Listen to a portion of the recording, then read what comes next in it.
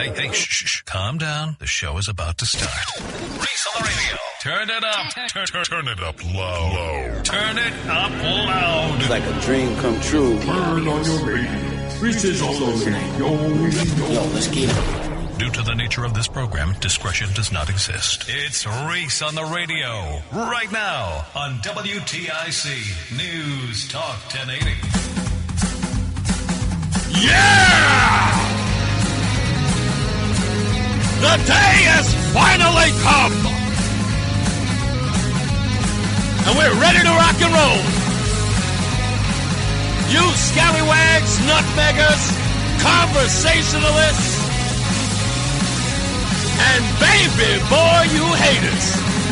It's Reese on the radio right here live on WTIC News Talk 1080. I am hyped and ready to go, excited and ready to go today. I've got, 4 hours here, then I got another hour and a half for the debate, and I'm going to be doing it with my colleagues here at WTIC. Roland's going to be here on the boards. We got Morgan Cunningham and Brian Shackman. We've got Betsy McCoy, Ryan Fazio. I understand Senator Sampson is going to be there with a bunch of other folks. And, of course, those of you who got to get into the event, I hope we got enough seats. My wife will be there.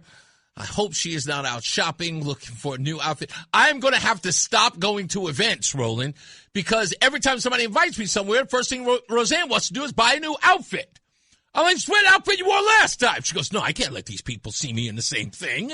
Man, it costs to be the boss, man. It costs to be something. But every time I turn around and say, hey, honey, we have to go to an event, I have to buy a new outfit. Yeah.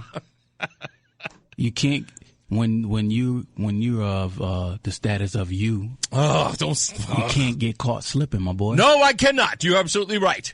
Someone says, hey, didn't he wear that last time? Yeah. And then they're gonna put out a little Twitter, what is it, X or Twitter? Yeah, a little X tweet, yeah. A little tweet saying, hey, I think Reese on the radio is broke. Okay, well, if that's the case, Reese on the radio is broke. I accept. No. John Beckman, who's all the way out in Nevada, you can watch by going to the at WTIC 1080 YouTube page. So go look it up now. For those of you who are looking to watch it, please do. If you're on YouTube, if you're not on YouTube, just go find it on YouTube. I don't think, do you need to have an account to be on YouTube? I think you can go on YouTube. No, you can do it as a guest. Yeah, you can do it as a guest. Option. Yeah, so go as a guest option so you don't have to fill out all that nonsense. And you just go to at WTIC 1080. It's all one word. And you can watch us live. In fact, on our WTIC page, we don't do a lot of posting on it. I went to it the other day and saw that we had like 2 videos on it. We don't even use it. We should. There's plenty of things that we should do. Lori says, I use Facebook. That still works. Unfortunately, no. You have to go on YouTube, Lori. Yeah, if you want to watch it live. Yeah, if you want to watch it live, yes. Or, of course, you can listen on the radio or you can listen to the app. But if you do want to watch, you have to go to YouTube because that's where we are. And, again, that is at, ampersand, WTIC. Yeah, that's what it's called. That's what it's called. I think everybody knows what at means. Some people don't. The older folks, you got to make sure they know. Yeah, it's at WTIC 1080. One word, all together, no spaces. And that's where you find it. So we hope that you will join us because I will look spiffy. Also, it's important to note that if you want to get there early, if you are one of the people who are going to attend, you have your tickets, you have your marching orders, so to speak, that when you get there, please come in early. There's a special happy hour for you, attendance, at Stadium 15. So when you arrive and you go into the restaurant, please go inside so that you can join in the happy hour. What time happy hour starts? Happy hour begins at 5. Okay, 5. Now, the event starts at 7, of course, but it gives you an opportunity. Maybe you haven't eaten. It is a restaurant and bar. You can go there, grab a snack. If I may say so, okay, this is important. Get the artichoke dip. It is to die for. Anytime I don't want to eat like a full meal and I just want a snack, I have that appetizer. Get it. The buffalo wings, out of this world. If I were to say, if you're going to have a meal, I say go with the steak. The steak is banging, as they say in the hood, or at least used to say. Yeah, they don't say that no more. Yeah, I don't care. Lori says, oh, I'm sorry. I was thinking you were talking about my show. My show is on Facebook. Yes. Maria says that you can you watch it afterwards? We are not able to watch it tonight. Yes, it will still be on the YouTube page after the fact. Also, CTN, Connecticut Network, will have the feed after the fact. So, in fact, it turns out they are going to do all of the debates. They are showing up.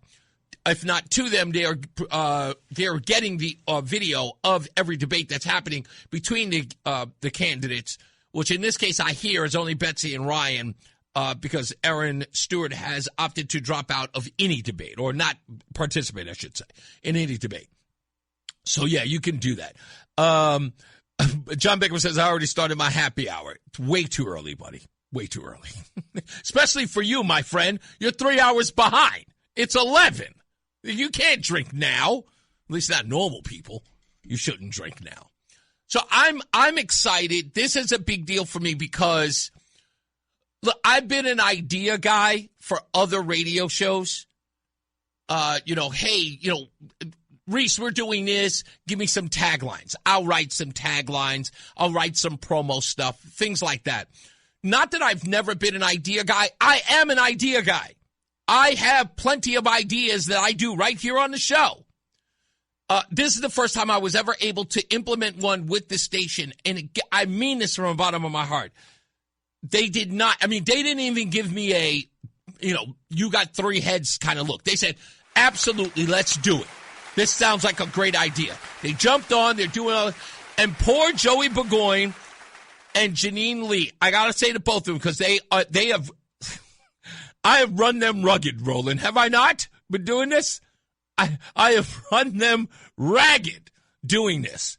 But they are excited to do it. They're doing everything. Roland, yeah, I think you here, was extremely close to getting cussed out. I think I was, because it was so much stuff to deal with corporate. Yeah, behind the scenes. Behind the scenes of getting this done. That. Yeah, crazy. Like it's so funny when you think of an idea. In my head, the only thing I see the big tent. Like, if I were like P.T. Barnum, I see the tent. I see the animals. I see the juggling. I don't know, whatever it is that happens behind the scenes. I'm not that guy. Me and you share that. We are creators. Yes. So we come up with the ideas in our head. We write it down. We have the plan and everything, but we don't necessarily know the other variables that are involved in making said plan happen. Oh, and this, you know why? I'll tell you why. Because if you're like me, and I know you are, you probably have ideas that are very lofty that can be done with the right execution. It's like, other people will tell you, I don't know if you can do that. And you're like, oh, that only intrigues me more. Yeah. Like, you tell me I can't do it. That's going to make me do it. Yeah. And then you don't really want to share it with the people who are going to throw the obstacles in your way. But what about legal? What about this? And what about these documents? We're going to have people sign contracts. And you're like, I don't want to have to deal with that. Can you? Yeah. Like, I just want to create. Yeah, I want to create. Let me get into the lab and do my creation. You handle all the legalese, man. And I hated doing that to them because I saw this vision. It was the only thing I wanted to see. Because if I had to look at what they were looking at, I would have. Yeah, you get discouraged. Yeah. It's like, I got to go through all of this. And you want things to happen in a certain timeline. Yes. Because you have, okay, here's my idea. So by this week, it should be here. By this week, it should be there. And then they're saying, legal saying, no, it's going to take you about 2 months. You're like, what? Yeah, exactly. I'm like, I want to do this in 2 weeks. I'm like, nope, you need 4 months. I'm like, I want to strike when the iron is hot. It's like, your ideas take implementing, buddy. You're going to have to walk slowly. Yep. And it's true. We're the kind of guys that create the art, and we automatically want to put it up on the wall. Yeah, but you gotta jump through a couple hoops first. We find out that there are permits that we have to put it up on the wall. What do you mean permit? It's art. You should love it on its own. It's a crazy thing when you're in the corporate world, but it's beautiful when it does happen. It's all worth it. And again, I thank all of it. Joey Burgoyne, the folks at Odyssey Boston who have down here helping us out, get this thing done. The fact that another network or another office left their state to come down here and help us with this, I've never felt so, not important, but like I've never felt realized in a weird way. Like, wow, they took my thing and turned it into something, and it's happening. And I'm hosting it. And they're doing this for me, and I'm like, whoa, me? Like little old me? This is a big deal to me. So I'm so grateful. I'm grateful every day, every part of it. Thank you, Roland, for staying in late today. Joey is in there, too. Thank you, Joey. He's standing in the studio. Can he even hear me? I just want to say, I love you, man. And Roseanne is a big fan of Joey Burgoyne, but he's the one making all of this happen. He is staying late. He's coming in early. He's showing up at the Stadium 15 at the ballroom or the event room, and it's been incredible. It's been absolutely fun. Okay, we got plenty of seats, and yes, right. And don't forget to go to the Odyssey app. That's right. Dana's telling me to make sure we go to the Odyssey app. I do have to say one thing, though. And this is, it's not a critique. It's just something that I missed in all of this, Roland. I was saying, we put all of this energy into this. We went from the idea to the little ticky-tacky, as we just described, legal stuff, implementing the equipment, getting the stage, getting the podiums, getting the candidates, figuring out the questions, getting Brian on board, getting Morgan Cunningham on board. We get all of this, get Roseanne's outfit on board. No, I'm kidding. And then I said to myself today, something's missing. With all of this work that's happening, something is missing. And I couldn't figure out what it was. And I figured it out. With everything that we have done, we don't have a theme song. Until now.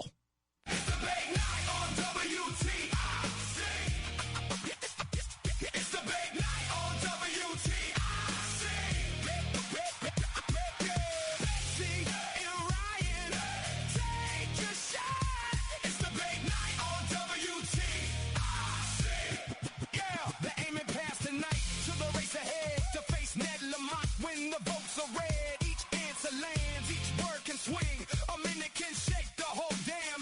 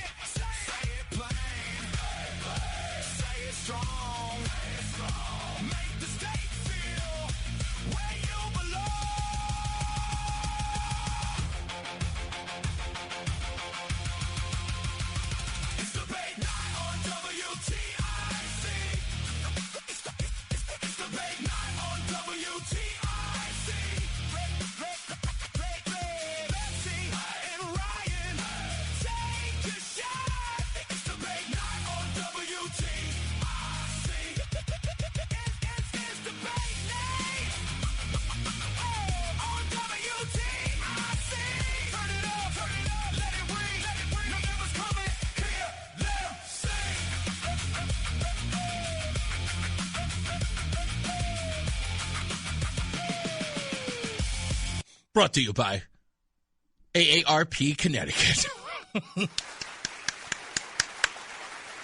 It's debate night on WTIC. Make sure you check it out. Captooth. No, it is at to listen to or to watch the event. You have to go to at WTIC 1080. Again, at WTIC 1080. One word altogether. Let me see. Head back when the wife and I just raised our glasses to you. Joey V, it's too early for him. Not too early for you. It's after 2 o'clock. If indeed you're a day drinker. I remember, I had a few of those. The summer of 95. At but I'm really excited. I hope that you guys will join us. If you're not there live, you at least listen live at WTIC on the radio, on the Odyssey app, WTIC.com, and as I mentioned, on YouTube at WTIC 1080 to check it out. Betsy McCoy, Ryan Fazio, and a host of other people will be there. Their guests will be there. My guests will be there. So it'll be an event. I think it's going to be fantastic. I am nowhere near nervous, even though a lot of people are walking by going, good luck. Good luck. I'm like, I'm not the person, like, all I have to do is ask the questions. I'm not, other than introducing it, which I can do in my sleep. I've hosted plenty of events. I'm an MC by nature. Master of ceremonies, that is. I am an MC by nature. When people ask me, I've done weddings where people have said, we don't have an MC. We don't have anybody MC the thing. They just say, hey, can you do it? I'm like, absolutely, on the fly. People find out what I do for a living. They go, oh, no wonder, you're a natural. I'm a natural at this. I'll be fine. So, John Beckman says, I'm in London, so 5 hours ahead of you. Yeah, sure. Good point. We got to take a break. We'll come back. More news, more views. I got plenty of stuff to talk about. We have those hate crime statistics I was talking about. Who is the group that's getting more hate crimes against them than any other? It's not blacks. And it is, considering the time we're in, it's the group you suspect. We'll come back with more of that and more of the preview of the debate tonight when we return. It's Reese on the radio. Fan of WTIC? Then do us a favor. Download the free Odyssey app and favorite WTIC. All right, we're back. Debate night, WTIC, NewsTalk 1080. Before I go into the story about hate crimes in Connecticut, let me get to the phones here. Guy who hasn't called in a bit, Leroy's on the line. Hello, Leroy. Hey, my friend. How you doing? Pretty good, sir. What you got for me? Oh, first thing off, about a month and a half ago, you were trying to figure out some character in a movie. You say, was it Leroy? I don't remember. I tried to get at you that day, but they ran out of time. No problem. All right, and then I'm going to save you a few dollars with Roseanne. Okay. Oh, right. No, you're talking about the whole buying a new outfit every week? Go buy her 4 basic pair of pants, the basic colors. Get her like 15 shirts. Okay. And she'll know how to do what she do. Right, mix and match and it. Okay, yep. Okay. My sister dressed like a millionaire. And I asked her one day, I said, Ella, how do you dress so good? She said, boy, I got 4 pair of pants and 20 shirts. And I never knew. That is not it's beyond ingenious. But yeah. I think she just likes to, go shopping. All women love to go shopping. Yeah, I know. All right. And let's get on Mr. Trump now. I'm so happy that we got gas almost $5. And you can't put it on Biden. No, you can't. You can't. And all this, I went to go buy some hamburger the other day for $12, and they give me $6 worth of hamburger. So we got to put that on my buddy too. But I haven't heard you say anything about nothing's going on, man. What's going on, Reese? Okay. First of all, you're saying I haven't said anything about it. I have talked about it, and I said that a momentary lapse in seeing prices the way that they are because of what's going on in Iran is a fight I'm willing to have because I'm looking at the calamity down the road. But that's okay. You're absolutely right. Donald Trump is responsible for rising gas prices. And you said I can't blame Biden. Or can I? Because, no, hear me out. Hear me out. I think you're going to be stunned by what I'm going to play for you. I know where you're going. You don't. Tell you what you're going to say? Yeah, tell me what I'm going to say. You're going to say if Biden had a deal with Iran, then it wouldn't be on Trump. Actually, no. I'm going to say that if you trust the Biden administration, you should be able to trust his energy secretary, Jennifer Granholm. Now, would you trust the Biden administration more than you would trust Trump's? Reese, I don't trust any of them. Man. Okay, but I'm saying more than. I'm saying, let's say you have a distrust for both. Which administration would you trust more, Biden's or Trump's? If there's a whole, I don't know which one I go in first. Okay. How about this? Jennifer Granholm, the former Secretary of Energy under Joe Biden, who said this. So, really clear, obviously, the president does not control the price of gasoline. No president does. But what we're seeing right now is this global mismatch between supply and demand. I want to make sure that I play it again so you can hear. I'll pick you back up in a second. So, to be really clear, obviously, the president does not control the price of gasoline. No president does. But what we're seeing right now is this global mismatch between. Now, Jennifer Granholm, wow, that's loud.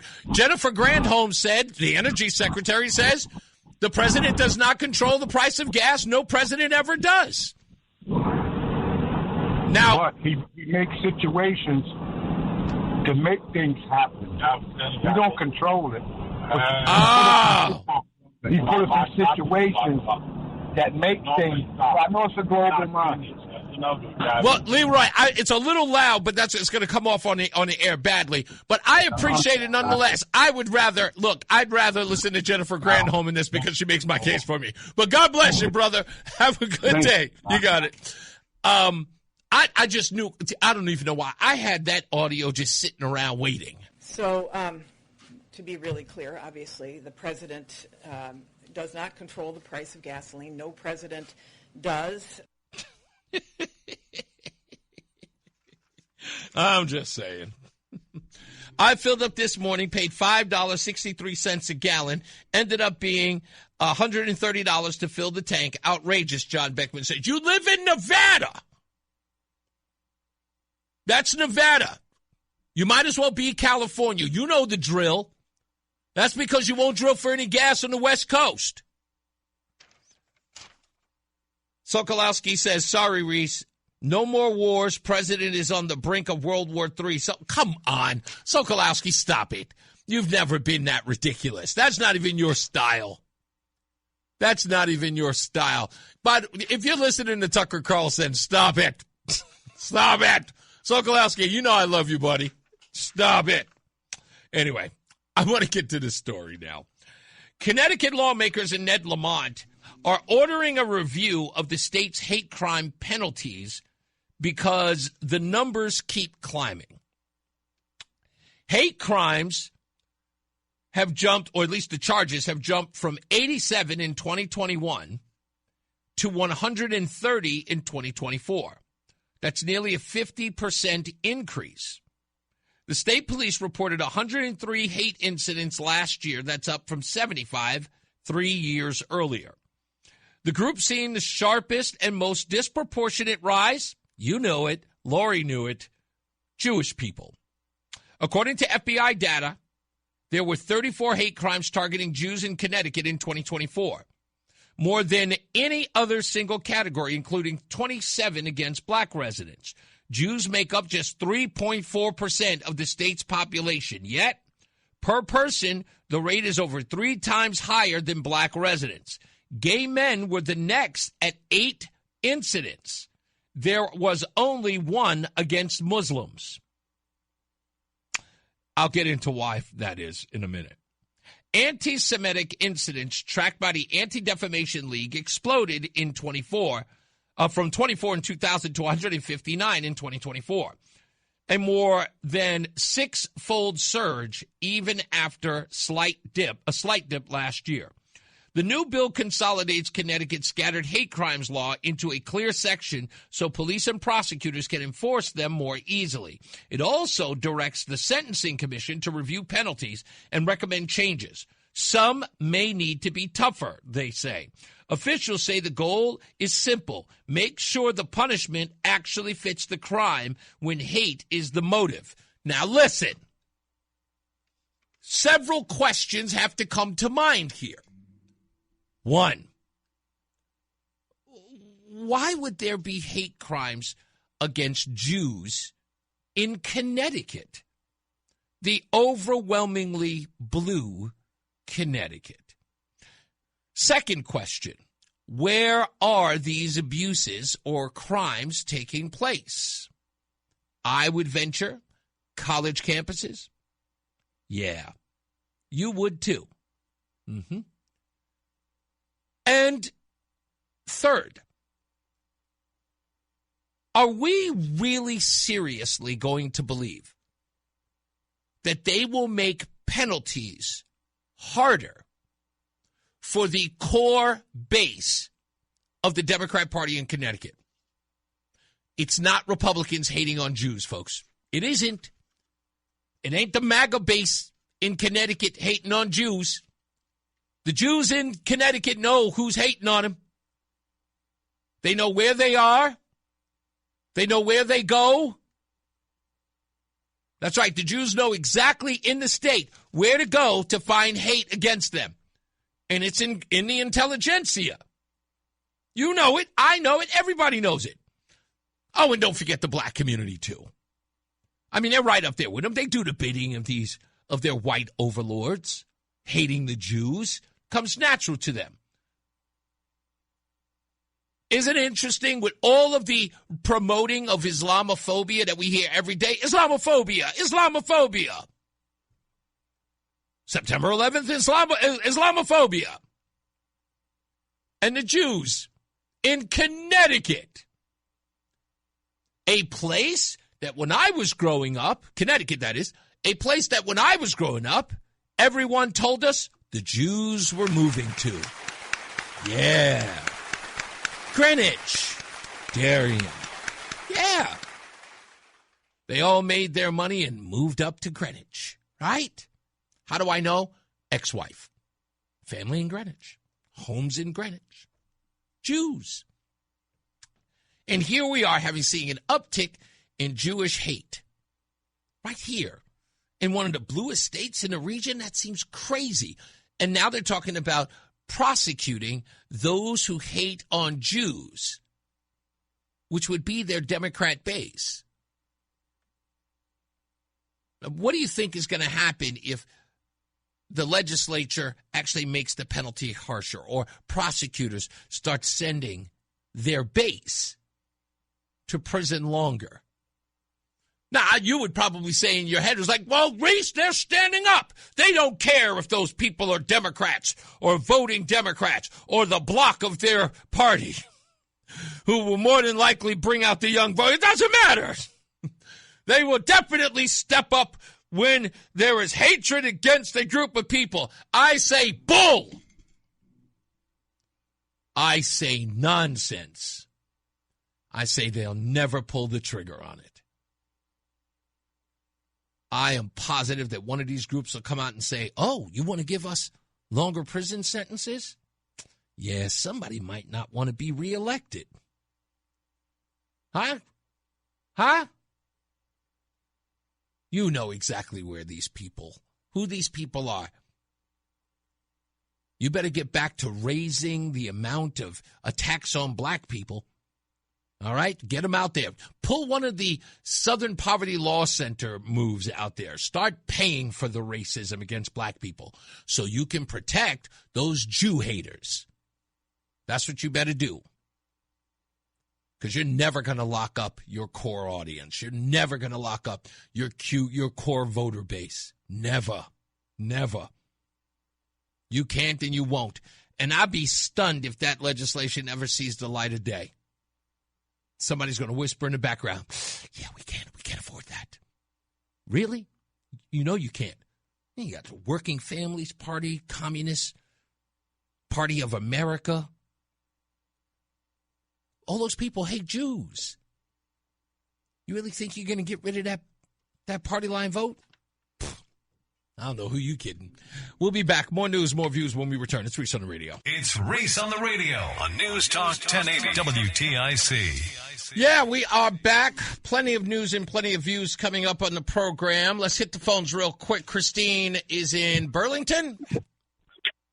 No, Willington. Oh, Willington. I don't know why I saw that differently. Hello, Christine. We got half of it right.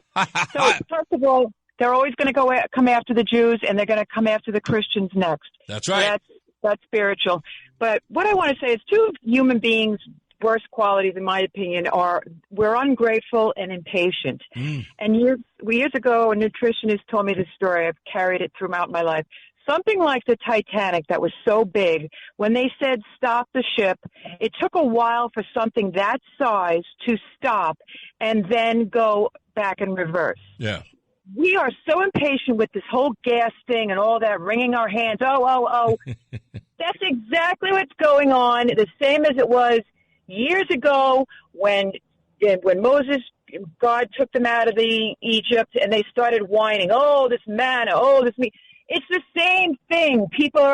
It's all going to be okay, but that's what always happens with human beings, and we are worse now with impatience and ungratefulness. Christine, do you want to know what I'm noticing about this? The difference between the gas prices during the Biden administration that people were trying to poo-poo, as I played, what was her name, Jennifer Granholm, saying that the president has no control over it, versus where we are today. And I don't even know why I'm seeing the difference in this, but it's happening. So when Biden had the high gas prices, people were on the news everywhere talking about how people were trying to decide on whether or not they should buy food or gas or pay rent or gas. You don't have that. People are only complaining about the price of gas. You don't hear the duality, right? You don't hear the dichotomy of gas versus food, gas versus, bills. I'm not hearing it. Am I crazy and not seeing that? Oh, no, exactly. But that's what it is with people, and that's how they are. They stop short of any kind of reasoning because we are inherently ungrateful and impatient. So, but it is going to all be okay. This had to be done. I agree. And it's apples and oranges. Biden shouldn't even be in the same sentence as Trump. Okay? I think that's a fair so that tells you everything right there. If somebody's saying, well, let's put the two together. I mean, that tells you everything right there. But I just wanted to point that out, that it's been since the beginning of time. But we are really bad now. We are in a selfish, selfie world. Yeah. Okay. I think you're 100%. I think it is. I guess the best way to describe it is perspective. We don't really have it, and we pay attention. Exactly. Louis C.K. said something funny back when he was allowed everywhere. He was on the Tonight Show or something like that, and was talking about he was on a plane with a guy. And on the plane as they were flying, the guy was complaining that there was no Wi-Fi on the plane. And Louis C.K. looked at him and said, do you not understand that is a momentary lapse in something far more remarkable? You're in a tin can flying 35,000 feet above the earth. Like, you do not have perspective here. Exactly. And the perspective today is so whacked out. Yeah. So I did want to point that out because my thing is to people, just relax, calm down. It's all going to be okay. Mm-hmm. Just think of it as the Titanic. It's going to take a little bit, more than 60 days or whatever, but you can't talk. It's like, I can't even get the horse to the water. Forget about getting them to drink. That's where we're at. Indeed. Thank you, Christine. Anyway, thank you too, Reese. Have a good night. You too. Bye-bye. That's there's yes, no, and hold on, there may be something better. But yeah, I remember that in the Biden administration. That's all we talked about. And I was very eager to talk to people who said that they were making decisions about gas prices, paying for gas and buying essentials like food. And the reason why they were talking about that is that they weren't able to, they're paying for gas to go to work, and to make money to only pay for more gas. Like there was this sort of cyclical thing that was going on. That was the conversation. I didn't hear one person saying Trump has got people starving. And I'm like, that's only thing they're saying, gas prices are high, as if the inconvenience. Now, I would be as concerned about the issue of people not being able to decide between food and gas. If it was happening to Donald Trump, I'd be the first person to call it out. I was like, dude, you got to recover from this. Talk to somebody and get these prices down yesterday. Because you can't, as a Trump guy who's talking about prosperity and making America hot and investments and more money in your pocket, you're talking about all that, but people are, speaking in terms that can only be described as Oliver-like. Nah, buddy, I'm not hearing that. And maybe I'm crazy, but name a place. In fact, during the break, I'll look it up online. I'll check. I'll research whatever news network or news outlet from, especially the Trump hating press, to see if there's one story talking about families who are struggling to get by. The only people they talk about struggling are illegals. And they're not talking about, and they don't relate them to gas prices at all. They relate them nice, as usual. But anyway, I'll look it up. If you know something, send it to me. By the way, have you checked out ReeseOnTheRadio.com? I worked really hard on that. 7 hours. 7 hours. Putting together the code, making it look good. The music that you hear right here on the program that I co-created, wrote, and produced, you can find it there. If you have a song that we played on the air, you want to hear it yourself, go to ReeseOnTheRadio.com. It's there. You want to check out the show live? You do that too. You can send us a comment. Let's get to the news. John Silva's in the WTIC newsroom. Reese on the radio, making sense of the news.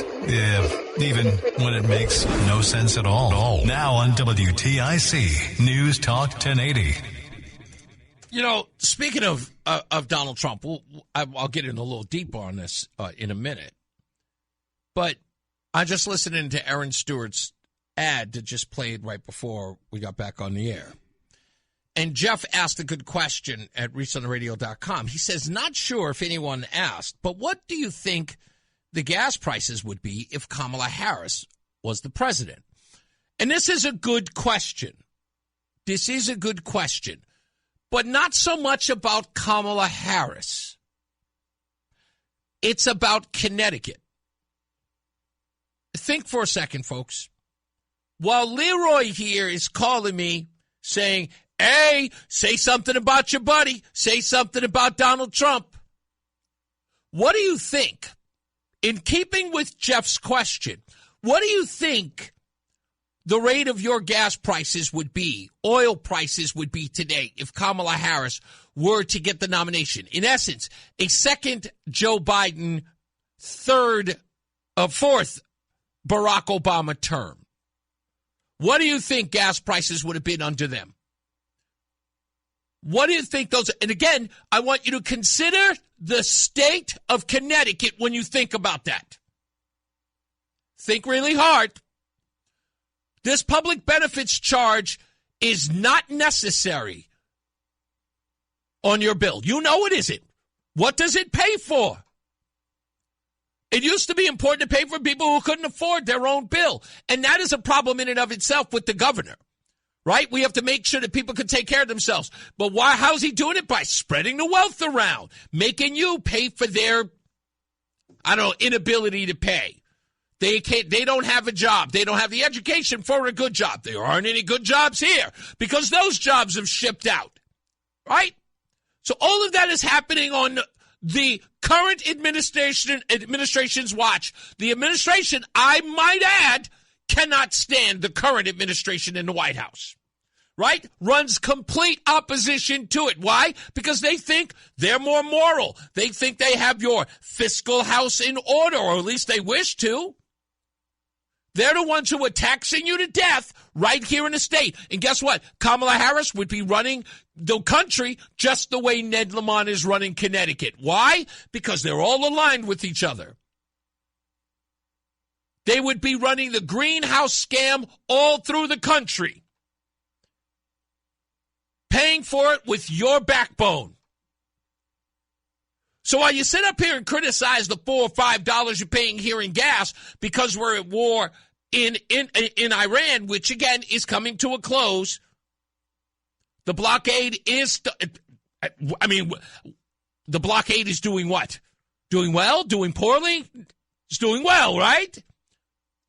Now that we've ended the operation, we're now on Operation Freedom.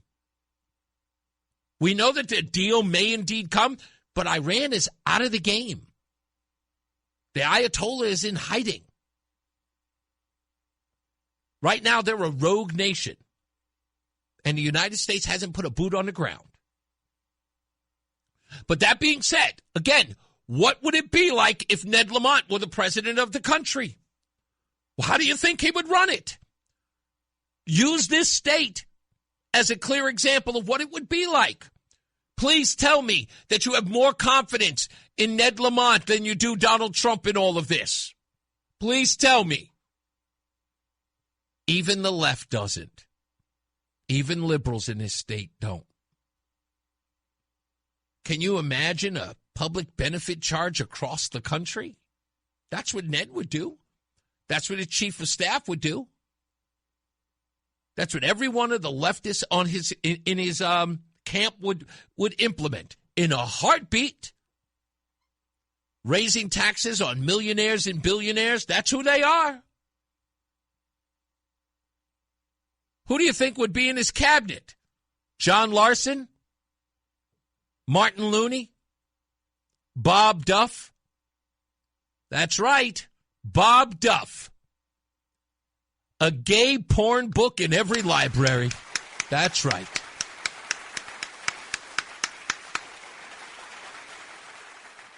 They'd sign an executive order to do it, too. Yeah, that's right. Gavin Newsom, too. I'm just saying. You probably think Gavin Newsom, come on, people on the left, Gavin Newsom's much better leader than Donald Trump, right? You probably root for him all over again. How many homeless people do you think Gavin Newsom can put out on the street if it's the entire country he runs, huh? How much money do you think that he would spend on high-speed rail if he had to create that high-speed rail from California to Brooklyn? How much money do you think it would take? He's already at $240 billion. At that rate, oh, by the way, with no track laid, at $240 billion. How much do you think it would cost? Huh? $1 trillion to get to Denver. That's right. Their relationship to the free market economics would have no one left to tax, which again is what I am hoping for. This sounds crazy, but forgive me. Because I know you were saying, it's like, Reese, you really, really wish for that? Yeah, I do. Let me explain. There must be a state, and I think it's going to be New York. There must be a state where the wealthiest of the wealthiest say, no, I'm gone. We're out. Time to leave. And they go, an Atlas shrugged moment. They just get up and go, that's it. Screw these people. Nope. You know, I want every person to be housed just as much as the next guy. I'm about as liberal as they get, man. I want to feed the hungry. I want to help the poor. I want to save the kids in Knock Knock 2. I do. I don't care who they are. I want to save them. But I can't be taxed like this anymore. I can't see 60% of my money going to the government and people are still homeless on the street. I can't have 60% of my income going to the government and I still can't take the subway. I can't open up the newspaper every day and find out another kid has been made to join a gang and been shot in the face. I cannot have 60% of my pay go to a city that is turning it more and more into Detroit. Can't do it. I've got to go. Please tell me the town that is doing something with my tax dollars. What's that? In Texas? Where? Honey, grab the furs. That's what's going to happen. And I want to see it. I want to see every one of them leave. I want to see every influential billionaire in New York say to every other influential billionaire in New York and say, hey, it's time to go. Leave them to themselves. They need a lesson. And those people who are the George Jeffersons of the world, as George would call them, the thousandaires. Those are the people who make hundreds of thousands of dollars, no longer are millionaires or billionaires. Those people would be the ones that would see 40, 50, 60% of their wages taken because, you know, when you can't take the wealthiest people, you take those you have. And then those people say, Wheezy, grab your fur. It's time to go. That's what's going to happen. And I can't wait. I dream about it all the time. I need these kids to see that in real time and ask themselves, how did this happen? And I say, we let you implement socialism your way. You know, the socialism that you said has never been done correctly ever in time that we warned you about. Socialism's never worked. Yes, but it's never been implemented here. Okay, it's implemented here. How's it going? This sucks. Deal with it. I know it sounds mean, but I want it to burn to the ground. It's got to happen. What did Vision say in Age of Ultron? Just because it's beautiful doesn't mean that it lasts. And New York used to be beautiful. And it's a hellscape now. It's got to go. It's got to go away. It's just done with. Its usefulness, it's over, its beauty, its pageantry, its zip code. It's meaningless now. With the building of skyscrapers everywhere across the country, if not the world, everywhere can be New York.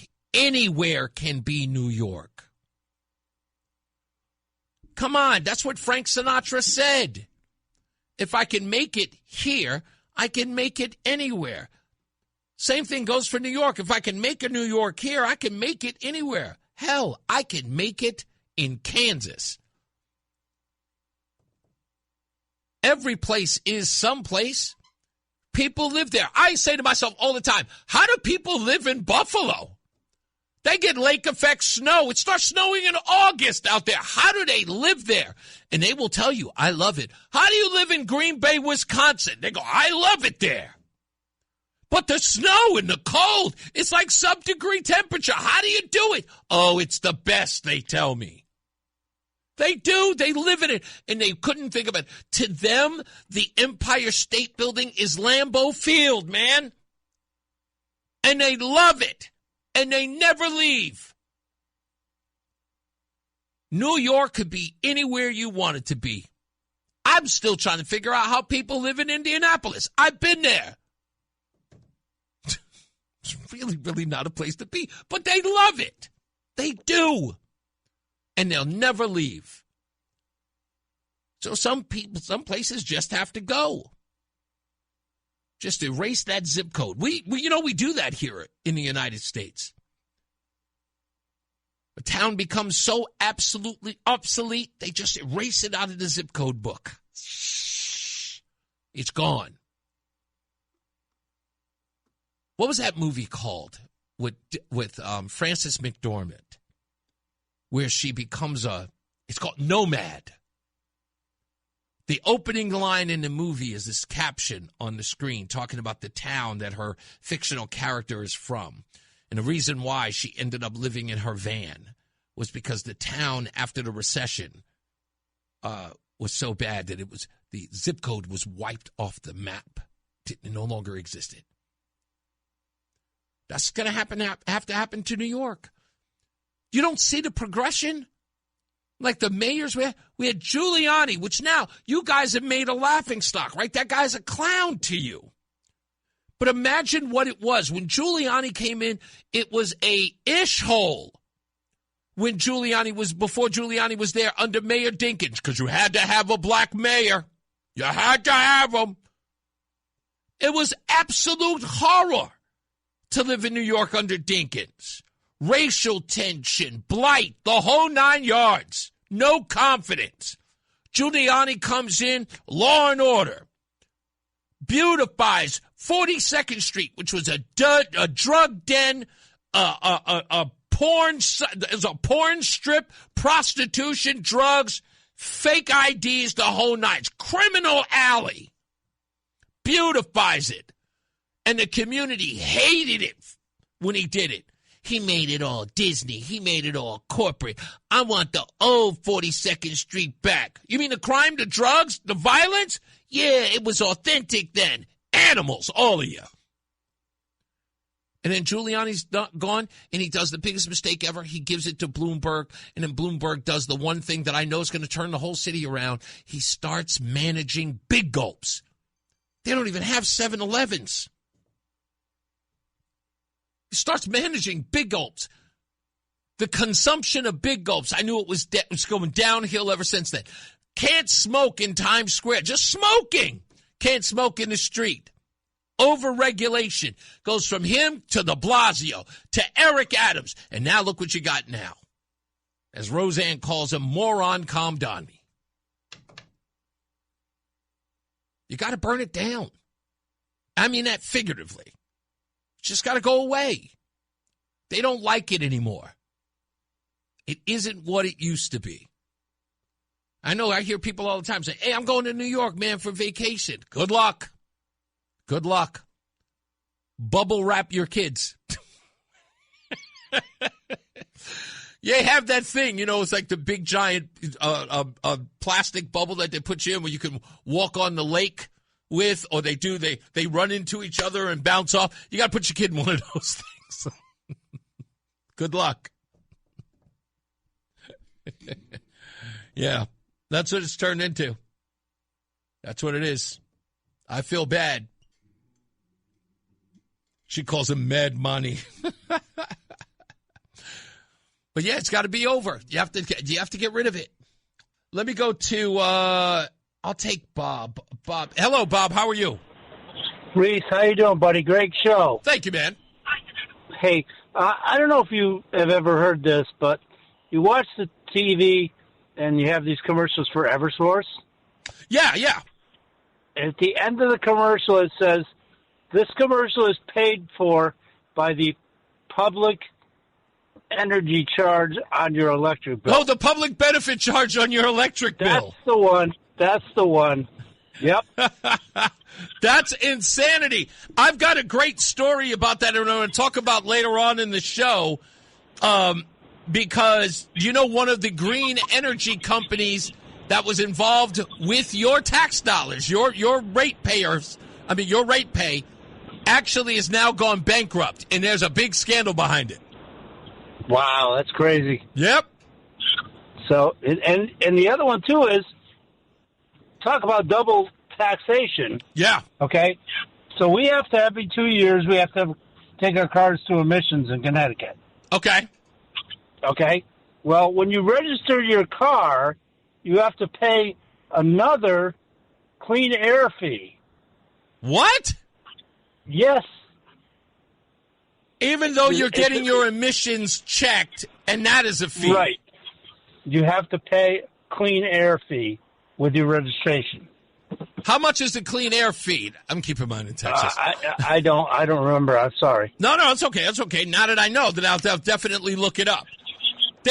They always find a way to nickel and dime. That's why I said, look, with this argument about the gas prices from Donald Trump, I'm going, and no word from the public benefits charge here in the state.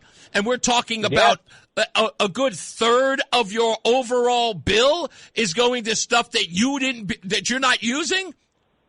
No. Yeah. No. It's paying for them to advertise to tell you how good they are and how much good they're doing. That's why. That's the reason why I wait for every one of these politicians to get on the microphone and talk about gas prices, knowing damn well they sit here while they vote for more and more of that excess in your tax dollars that's going to their green boondoggle, and say nothing about that. It's absolutely insane.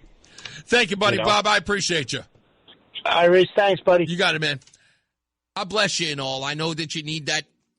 You need that one up on Donald Trump, but I don't think you. I don't think you've earned it. It's 2026. How long have we seen the gas prices go up? What's it been 6-7 weeks now? 6-7 weeks? Yeah. Not yet. Give me. No, I'm not even going to say it. I'm not going to say it. We got to take a break. We'll come back. More news, more views. I'll take some more of your phone calls when we return. Speaking of what Bob just talked about, this public benefits charge and the company that went bankrupt, that got your money, and what they said about that organization just in 2024 before it went bankrupt will blow your mind. We'll return. It's Reese on the radio. Spider-Man. Hey, he's your friendly neighborhood Reese on the radio. Right now on News Talk 1080 WTIC. Hey, we are back. It is debate night on WTIC. Make sure you join us this evening on the air and on YouTube at WTIC 1080 to find it there.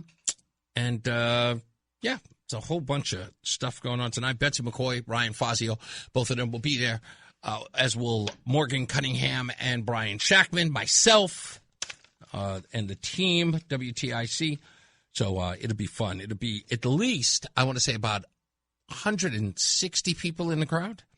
So a good amount of folks there. Don't forget to show up early if you want to grab something to eat or drink at Stadium 15. They will be open for service. There's a happy hour at 5 p.m.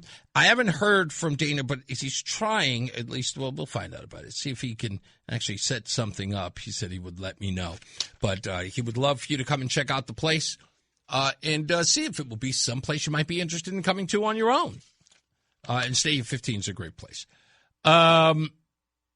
And brought to you by our good friends at AARP Connecticut. Must remember that.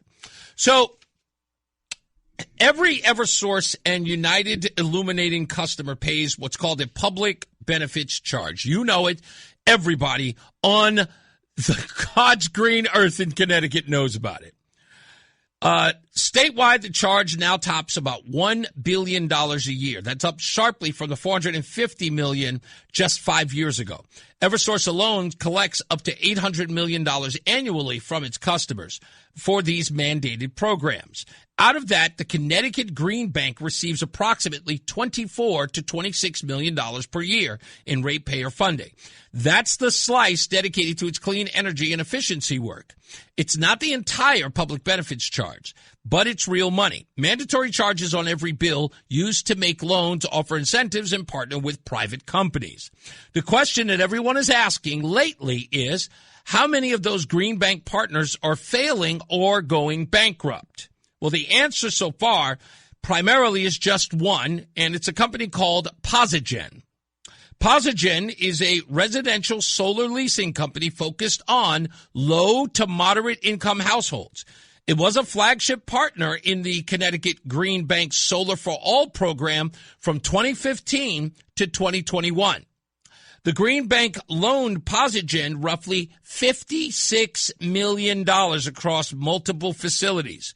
After Posigen, if that's what it's called, filed for after Posigen filed for bankruptcy in November of 2025, just a couple of months ago. The Green Bank sued in federal court to recover the $22 million that was still outstanding. That debt sits in subordinated position behind a much larger $600 million senior loan from Wall Street giant Brookfield Assets Management. In bankruptcy, the Green Bank is far back in line to recover the money that they're supposed to get back or want to get back. Critics, including the ratepayer watchdog group known as Ratepayer Action Connecticut, called it a $30 million effective loss tied to ratepayer-backed capital. Where all of this appears irregular, a key figure in the Posigen story is Ben Healy. He was the Green Bank Director of Energy Finance until August of 2018. He left to briefly run Inclusive Property Capital, a nonprofit the Green Bank itself created, then joined Posigen in February of 2019 as an executive. He helped secure major financing for Posigen while the Green Bank continued extending credit. Board minutes showed that Green Bank kept approving extensions, upsizes, and even additional participants into 2024, right up to the edge of the distress. The Green Bank says proper ethic reviews were done and no ratepayer dollars were directly lost because they used investment returns. But the agency itself runs on those mandatory public benefit charges. So money is fungible, and the $22 to $30 million hole reduces future lending power. Now, I've looked up other companies on this. There's no other company out there that's dealing with this stress as of yet. That could all change. We're checking into Fuel Cell Energy. They've got multiple loans, but they are tied up in Navy bases, a Navy base in Groton and in Derby. They're still operating. There are other companies like Inclusive Prosperity Capital, or known as IPC. That's a Green Bank spinoff. They remain okay. But the Green Bank's own numbers paint a success story on paper. Since 2011, it claims to have mobilized over $3 billion in total green investment by leveraging public dollars at ratios $6.70 to $8.60 in private capital per public dollar. It points to tens of thousands of job years created and reduced energy costs and over 75,000 families and businesses. Are you seeing those? I don't think anybody is. The problem with the post-gen issue is that everyone had to know that it was on the verge of bankruptcy. Why? Simple. Who were they giving them money for? Who are the people they were giving them money for? Low income and middle income homes. There was not going to be any payoff there.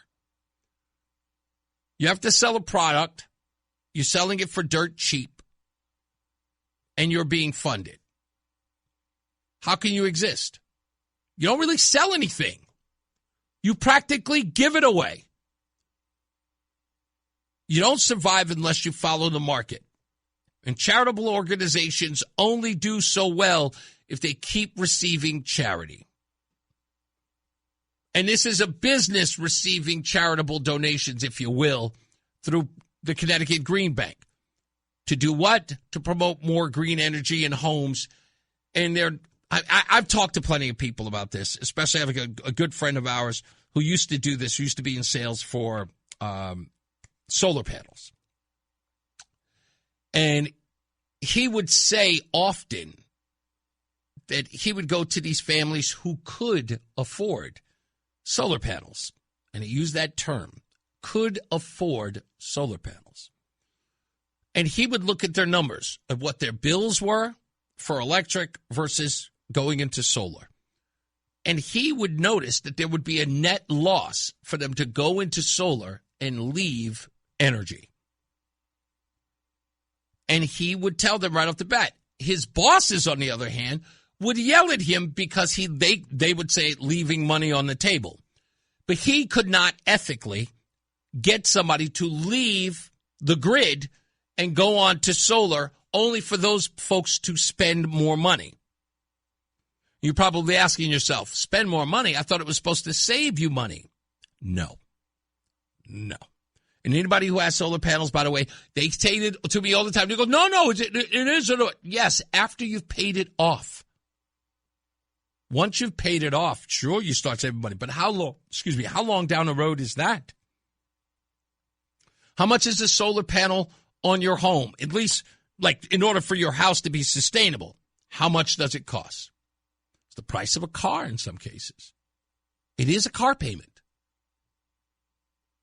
And if you're doing it for low-income households, who's paying for that?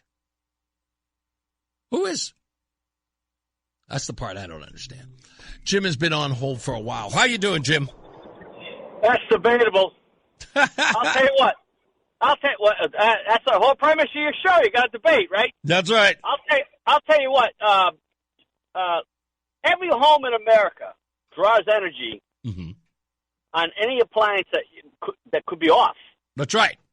I'm not talking about a refrigerator. I'm talking about just a bunch of other stuff. Yes. I won't get into all. Well, you can describe it because that's an important thing to know. You can have something plugged in that you would call essentially off, but what they call it is called vampire usage.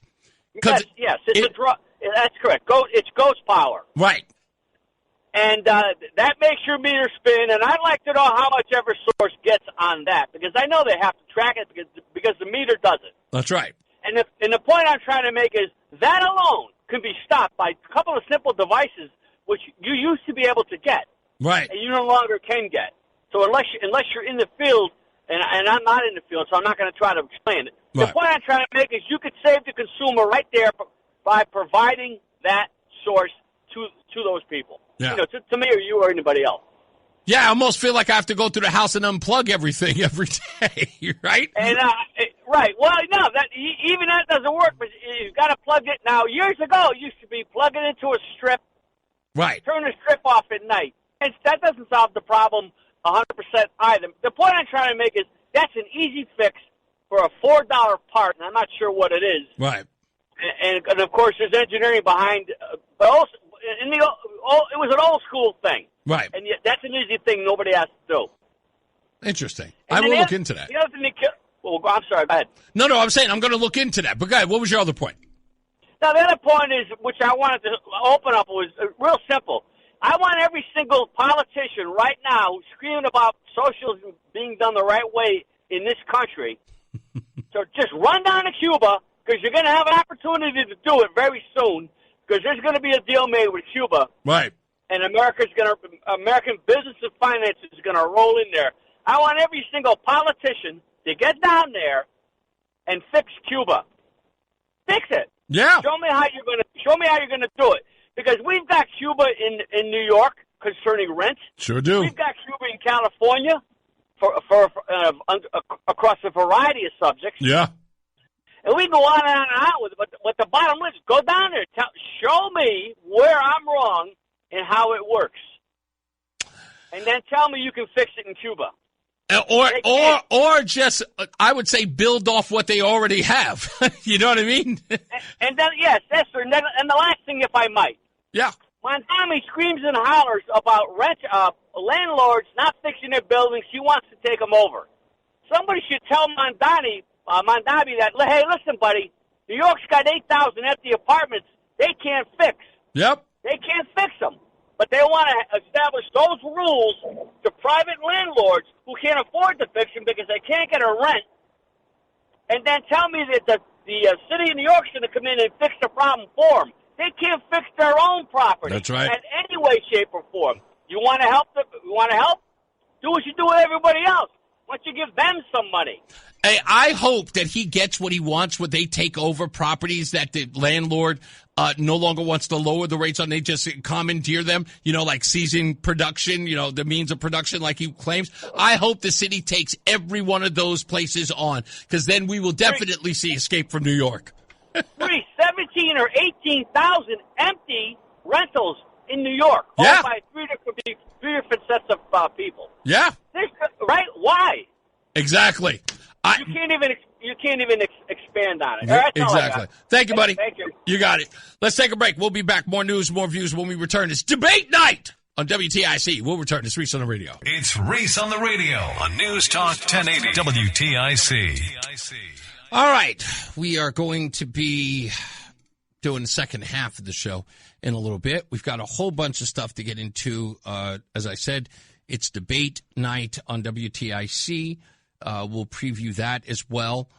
For those of you who will be there tonight, get there early, 5 o'clock for happy hour at Stadium 15. You can check out the facilities. They've got virtual reality rooms there. You can check those out, from everything from football to hockey to soccer to golf even. They've even got golf clubs there. You have a virtual reality golf place there for those of you who do like the golf. That's there. They have 2 exclusive rooms there for that. One that's in the main hall and another one that's over to the rear of the restaurant. Also, there's food, appetizers, drinks as well. So if you want to go there and have dinner before the debate, please go and check it out. Dana and Pete would be happy to serve you. So take a moment to get there. And I will be arriving roughly about 6:30. I'm going to get out of here immediately after, go home, change, and then show up and be raring to go. So I got to do a whole bunch of prep stuff. So that should be interesting. And by the way, if you're just joining us, I said the only thing that we were missing from this is a theme song. And yours truly always delivers.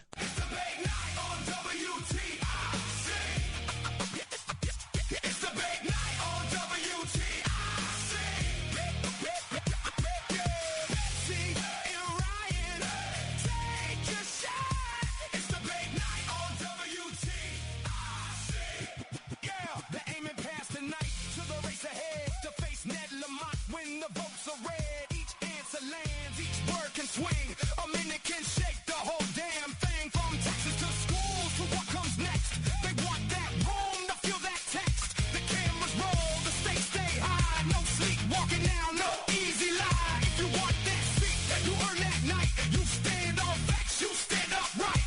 Talk your truth, hold your ground. Raise that hand, don't back down. Set the tone, cut it clear. November's waiting, bring it here. It's debate night on WTIC. It's debate night on WTIC. Betsy and Ryan, take a shot. It's debate night on WTIC. Make sure you join us live tonight. You can go to right here, listening on your car or your radio, or go to WTIC.com. It'll be broadcasting live there. And if you can watch it, if you want to watch it, you got to go to YouTube and go to @WTIC 1080 to watch it live. All right, so stand by for that. Let's get our first check of weather and traffic. Mark Christopher is in the building, or at least in his own building, but he's here. He's in the BPS Lawyers Traffic Center. Hey, Mark. All right, second half of Reese on the Radio coming up. Debate night on WTIC tonight. Betsy McCoy, Ryan Fazio, vying to go up against Ned Lamont this November. But I want to give a shout out if I could. Let me take a moment to do this. So I shouldn't say that I don't like to. It's just I don't. Because I move around so much, I don't get an opportunity to make my way to, like, the barbershop. I'm a bald head guy. I could do that at home and do the whole thing. But because tonight is so important, I really wanted the beard to look really, really tight. Like, I really wanted to look professional. And I want to thank the gentleman over at the Barber Life in New Britain. Lewis in particular. Lewis was the one who shaped me up yesterday. Barbershops are weird in the sense that it is the ground level of what's going on in the neighborhood. And this barbershop was no different. And it was well lit. And they took, I didn't, how do I say this? They had hot towels. I mean, what are you going to say? What are you going to say? It's a pro outfit. And I know that they're moving. I know they're moving to another spot. I can't wait to see the new spot. But when I left there, and again, like I said, I hadn't been to a barbershop since I lived in Virginia a couple of years ago. And when I was in Texas, I just didn't know where to go. And I don't mean to say it's just that you don't know where you're going to fit in. But I fit in immediately in this place. I want to give them a shout out just to say thank you. The Barber Life in New Britain. It was a great place to go. Mark Christopher, he's in the BPS Lawyers Traffic Center. It's Reese on the radio on News Talk 1080 WTIC. All right, we are back. Roseanne just came back from the courtroom a little while ago. She's on her way. We're going to probably talk with her about what happened in that courtroom today. We're going to talk about it tomorrow when she's in the studio. Of course, we'll recap the debate and highlights from it. Also, next week we will have one of the mothers whom we spoke to on the air sometime next week on the program to talk about this event as she has dealt with it for the past, I want to say, year now, as she's gone through it. Next week we do have a list of guests, which I do not have in front of me. Now I'm looking at this. I'm just going, they're not even here.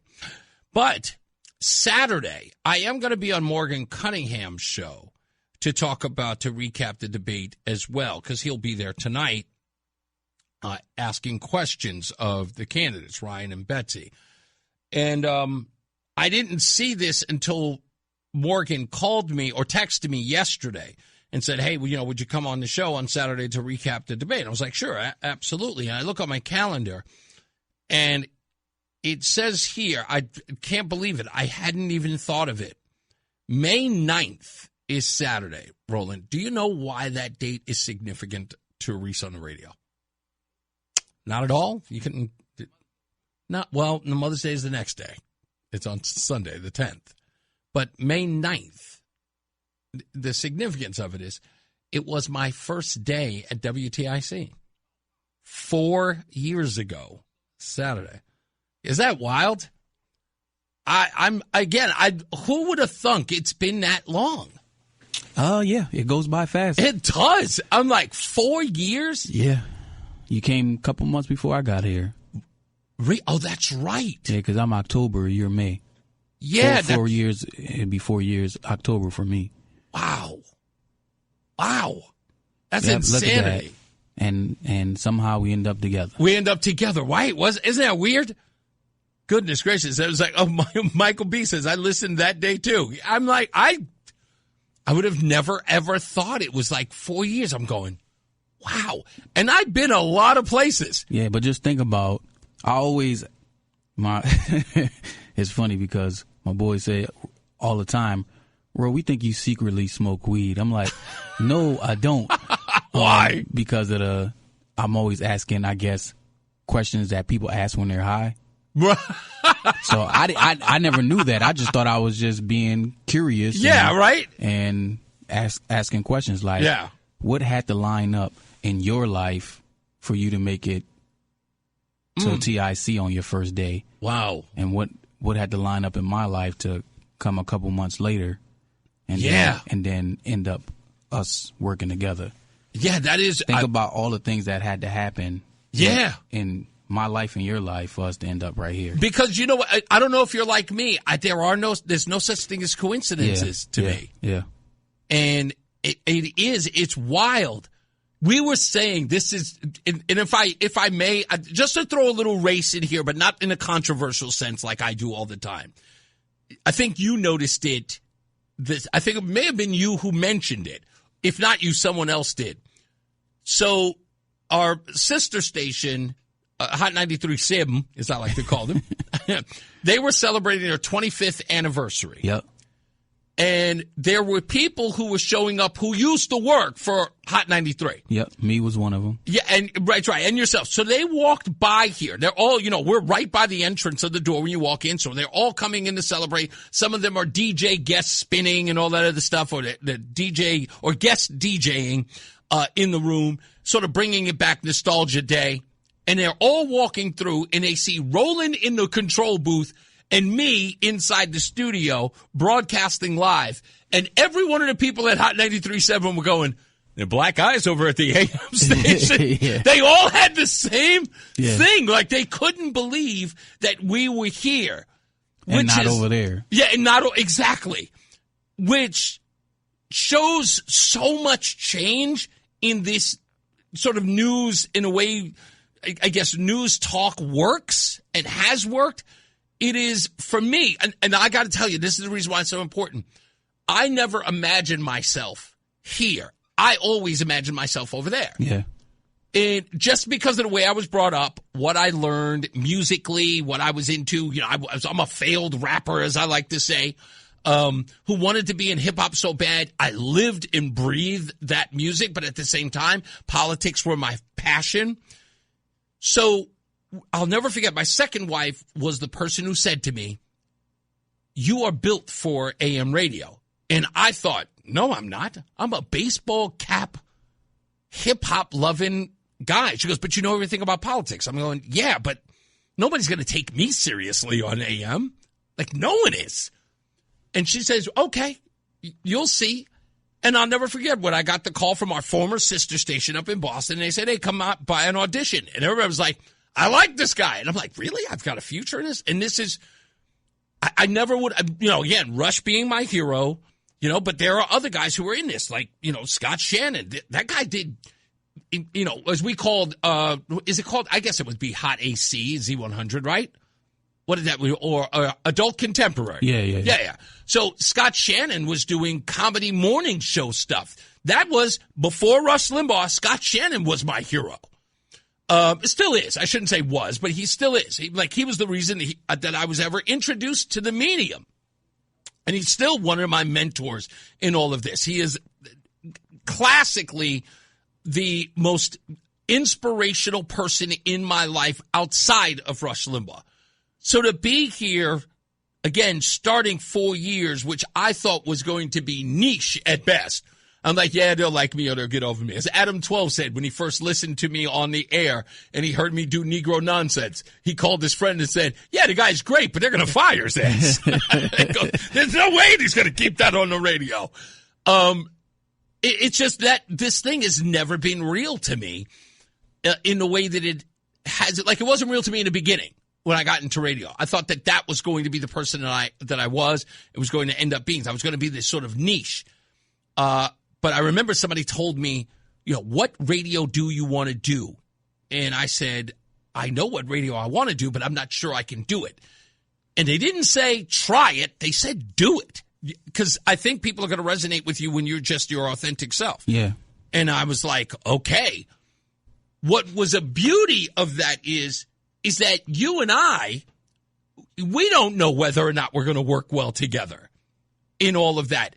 And you just got it from the get-go. I don't even know whether or not you had any reservations about me in the beginning. It was like, well, I don't know this guy. I don't know if this guy's going to work. You know what? I didn't exactly know because I didn't know what you looked like. First of all, when you first started working, you was just remote. Right, it was just this voice. Yeah, you was just a voice. I never seen a picture of you or anything. And I didn't even search because I was like, I'll wait till I meet him in person to see. Right. I don't want to get any, look at pictures and get any other ideas of who you are. Right. So then when I met you in person, I was like, okay, he's a tall black dude. All right, cool. But it's because, I know, you've got people that who have listened. I don't know if they still listen, but maybe they do. They may have gone now. But who have said things like, I can't believe that guy says the stuff that he says. And that was one of the things that I was very nervous about being up here in Connecticut, because when I was doing it over at the power station that used to now defunct, when I was doing it over there, it served its purpose. And there was a degree of character building in that, right? I can sort of jab and be funny, but for the shock value, I was sort of injecting my personality, but kind of overplaying it. I was almost a Jim Carrey version of who I am, because the objective was to be absolutely volatile in a respectful way. In other words, wouldn't get FCC violated. And now I'm sitting here just doing what I do in this medium, and I cannot believe every day the fact that I looked at that and went, 4 years ago? Like that. Yeah, I'm like, I've been doing this on this station for 4 years. This audience got to know me, watched me grow up on this station, if you will, because that's what I feel like this is me growing up. And we're coming on 4 years, and every day, I hope everybody understands this. Every day I walk into this building, I keep saying, it could be your last. And that's why I bring my all, because I know how fickle this is. Yeah. You know, it just is, right? We've seen a lot of people walk out this building. Yeah, we get cuts, and we just be like, oh, I survived another cut. And I, you know, I wake up every morning, not that I'm fearful every day I wake up and I'm just going, oh, is this going to be the day the hammer falls? No, I don't really go that way. I do prepare myself for the future of that in a lot of ways, but I walk in here saying to myself, never leave a thing on the table. Every day I leave, I know I do. I say it to myself. My wife says to me every time Roseanne goes, how was the show today? And I go, because it's something I knew that I didn't get to. Yeah, that's just the ebb and flow. No, when you're a person that chases success and greatness, yeah, you're gonna nitpick on yourself. Yeah, every little thing, and a lot of things I mess up a lot of times. People won't know, but I know. Yeah. So every show to me is like I want to get a perfect show. Yeah. That's on my end. Yeah, I hear you. When you listen to me, I know that you do this with music because I remember when I used to produce my little rinky-dink rap group. I can hear the flaw that no one else does. Yeah, you know, and I will. And it eats me alive. It's away, and every time you hear it, I want to do the whole song. The song is out. Everybody loves it, and I want to do the whole song over because that snap was not supposed to be there. It's so funny because I used to work when I worked in PR. Just on that front, when I worked in PR, I was a public relations guy for a little known rap group called Camp Low out of the Bronx, and their first album, there's a song that they do with Butterfly from Diggable Planets. You know, I'm cool like that. Yep. That record. Is it cool. Diggable Planets? Diggable Planets. Oh, everybody else calls it. What? Digital. It's not Digital Planets. It's Diggable Planets. It's Diggable Planets. Yeah, Digital Underground is the other one. Yeah, Diggable Planets. Butterfly does a song with Camp Low. But anyway, in that record, there's a screw up. So I got them when they were working on their second album called Let's Do It Again. And we're sitting in the conference room, and I go, hey, do you know there's a mistake on this record with Butterfly from Diggable Planets? And they look at me and they go, what?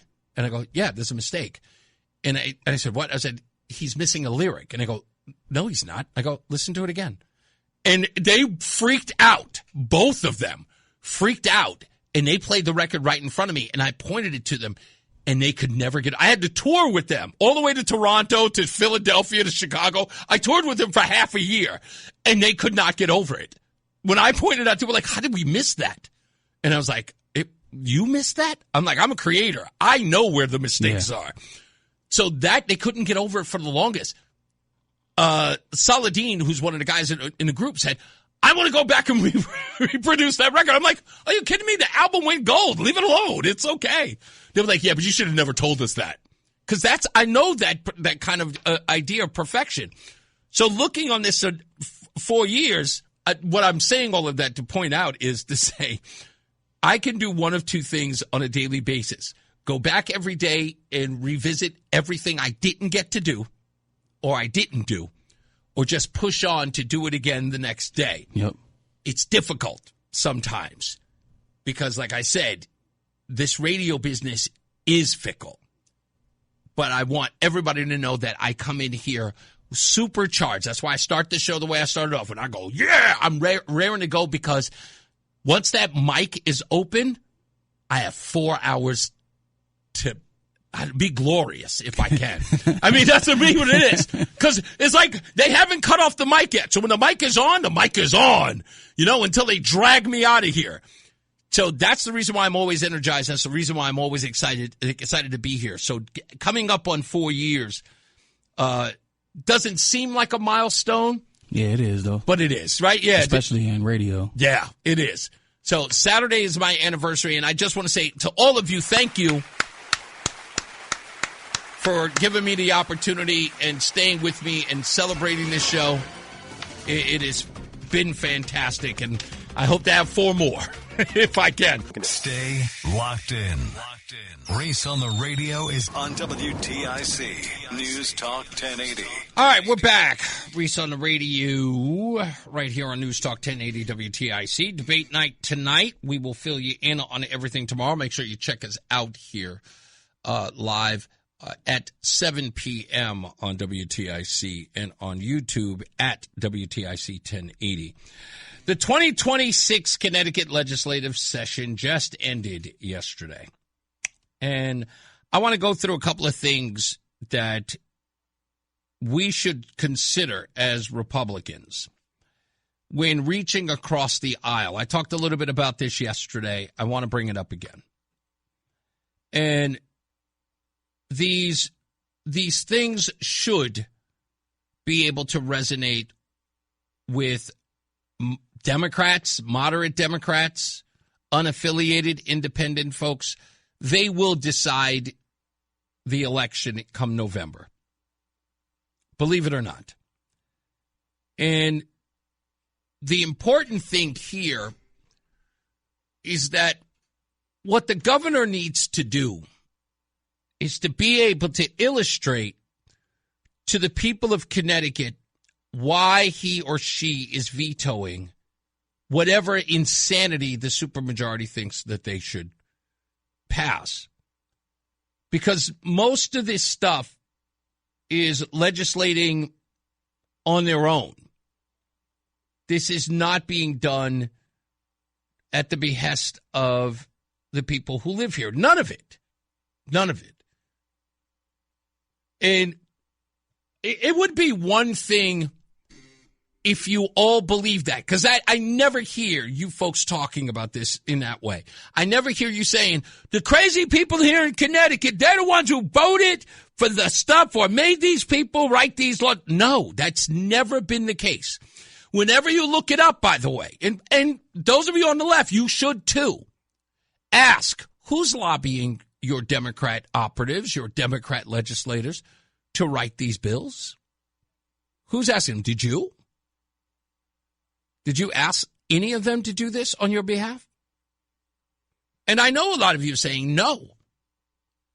I never hear you speak up. This was also the case. You might remember during the Biden administration, I talked about this all the time. Biden would do things on your behalf, right? You voted for him. You told us every day, 81 million. Yay.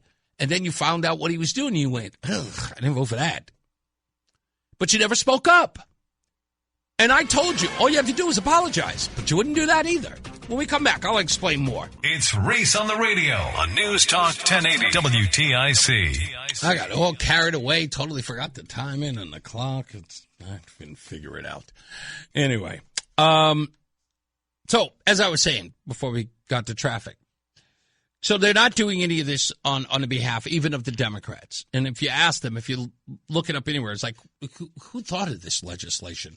And who does it serve? It's nobody other than themselves. And the usual suspects will vote for this stuff because it's all party politics. And it's all agenda-based. I mean, that's the whole deal. And I never hear anyone celebrating other than the legislators who passed this nonsense. I never hear people in the street, nor do I hear like the news media running around talking about the new bills that have passed or been signed by Governor Lamont. You don't see it. You just don't. Which is astonishing because I remember the days here in Connecticut when that used to be the deal. It used to be out in the street talking to folks about what's happening in Hartford.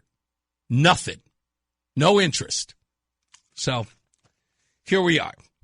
Lawmakers approved a budget adjustment that adds roughly $173 million to schools, $100 million to towns, boosts Medicaid and SNAP guaranteed free breakfast for every student, and hands out new tax credits. On paper, it sounds generous. In reality, it spends over $900 million outside the state spending cap. And when combined with prior budgets, blows through the fiscal guardrails and volatility cap, it may be as much as $2.8 billion. State employee rates raises of 4.5% are baked in. Transparency on rising electric rates got delayed again. Republicans rightly called it irresponsible overspending without structural reform.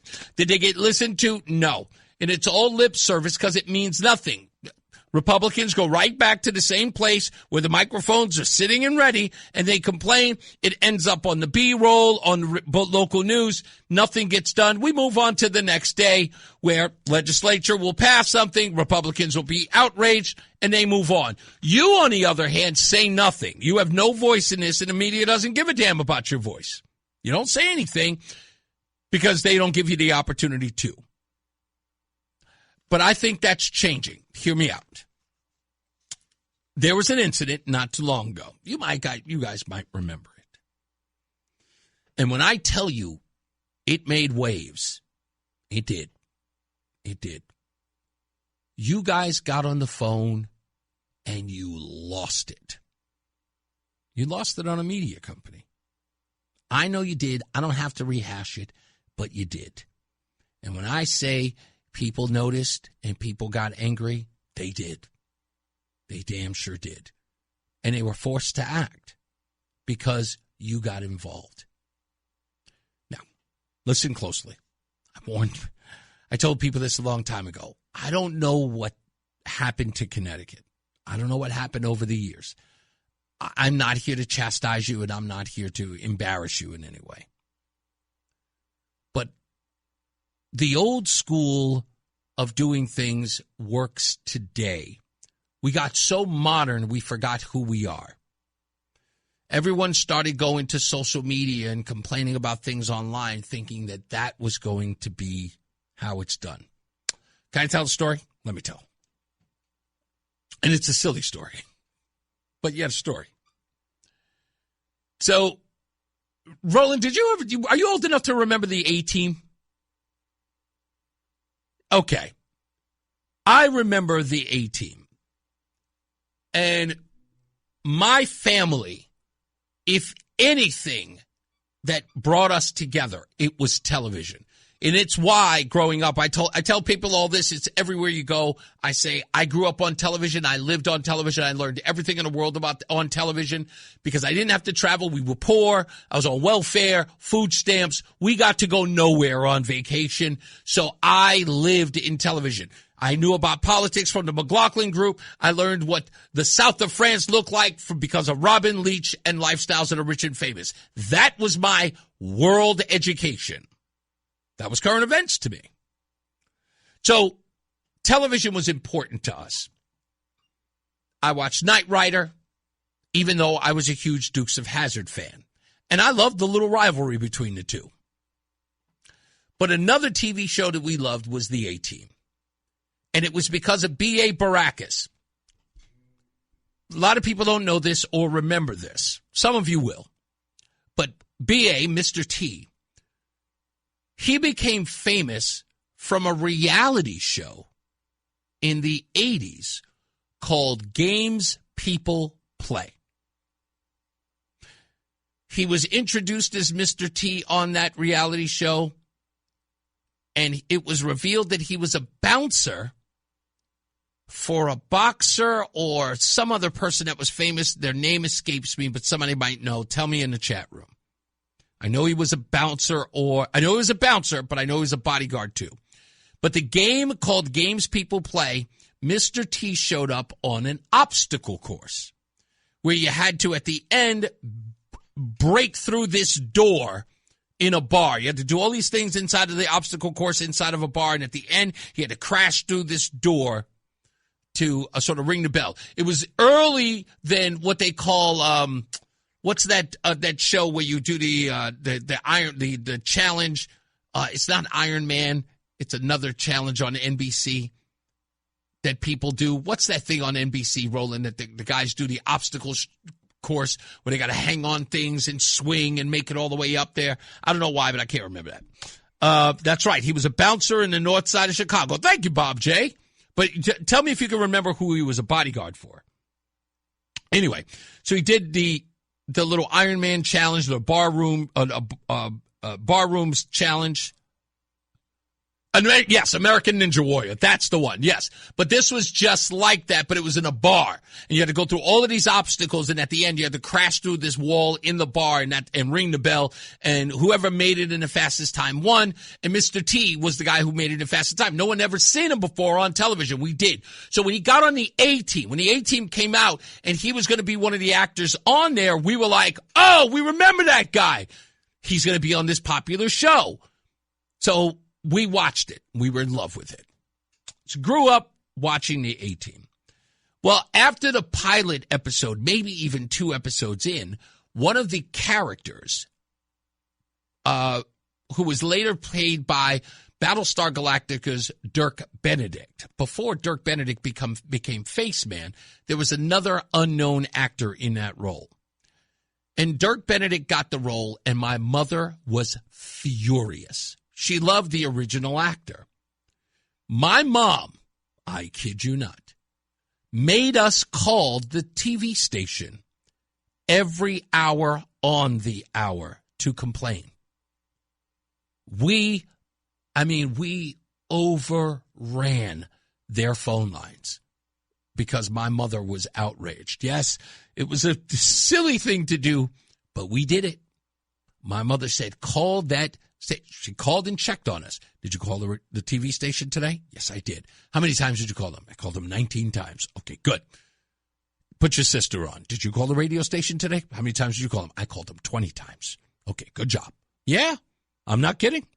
We had to do it until NBC was forced to make a statement about the actor who had played the role. Turned out that they didn't fire him. He just didn't want to do the role.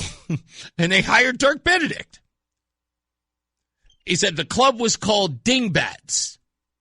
His real name was Lawrence Terrell. He grew up in Robert Taylor Housing Project on the south side of Chicago. Thank you, Bob J. Again, who was he a bouncer for?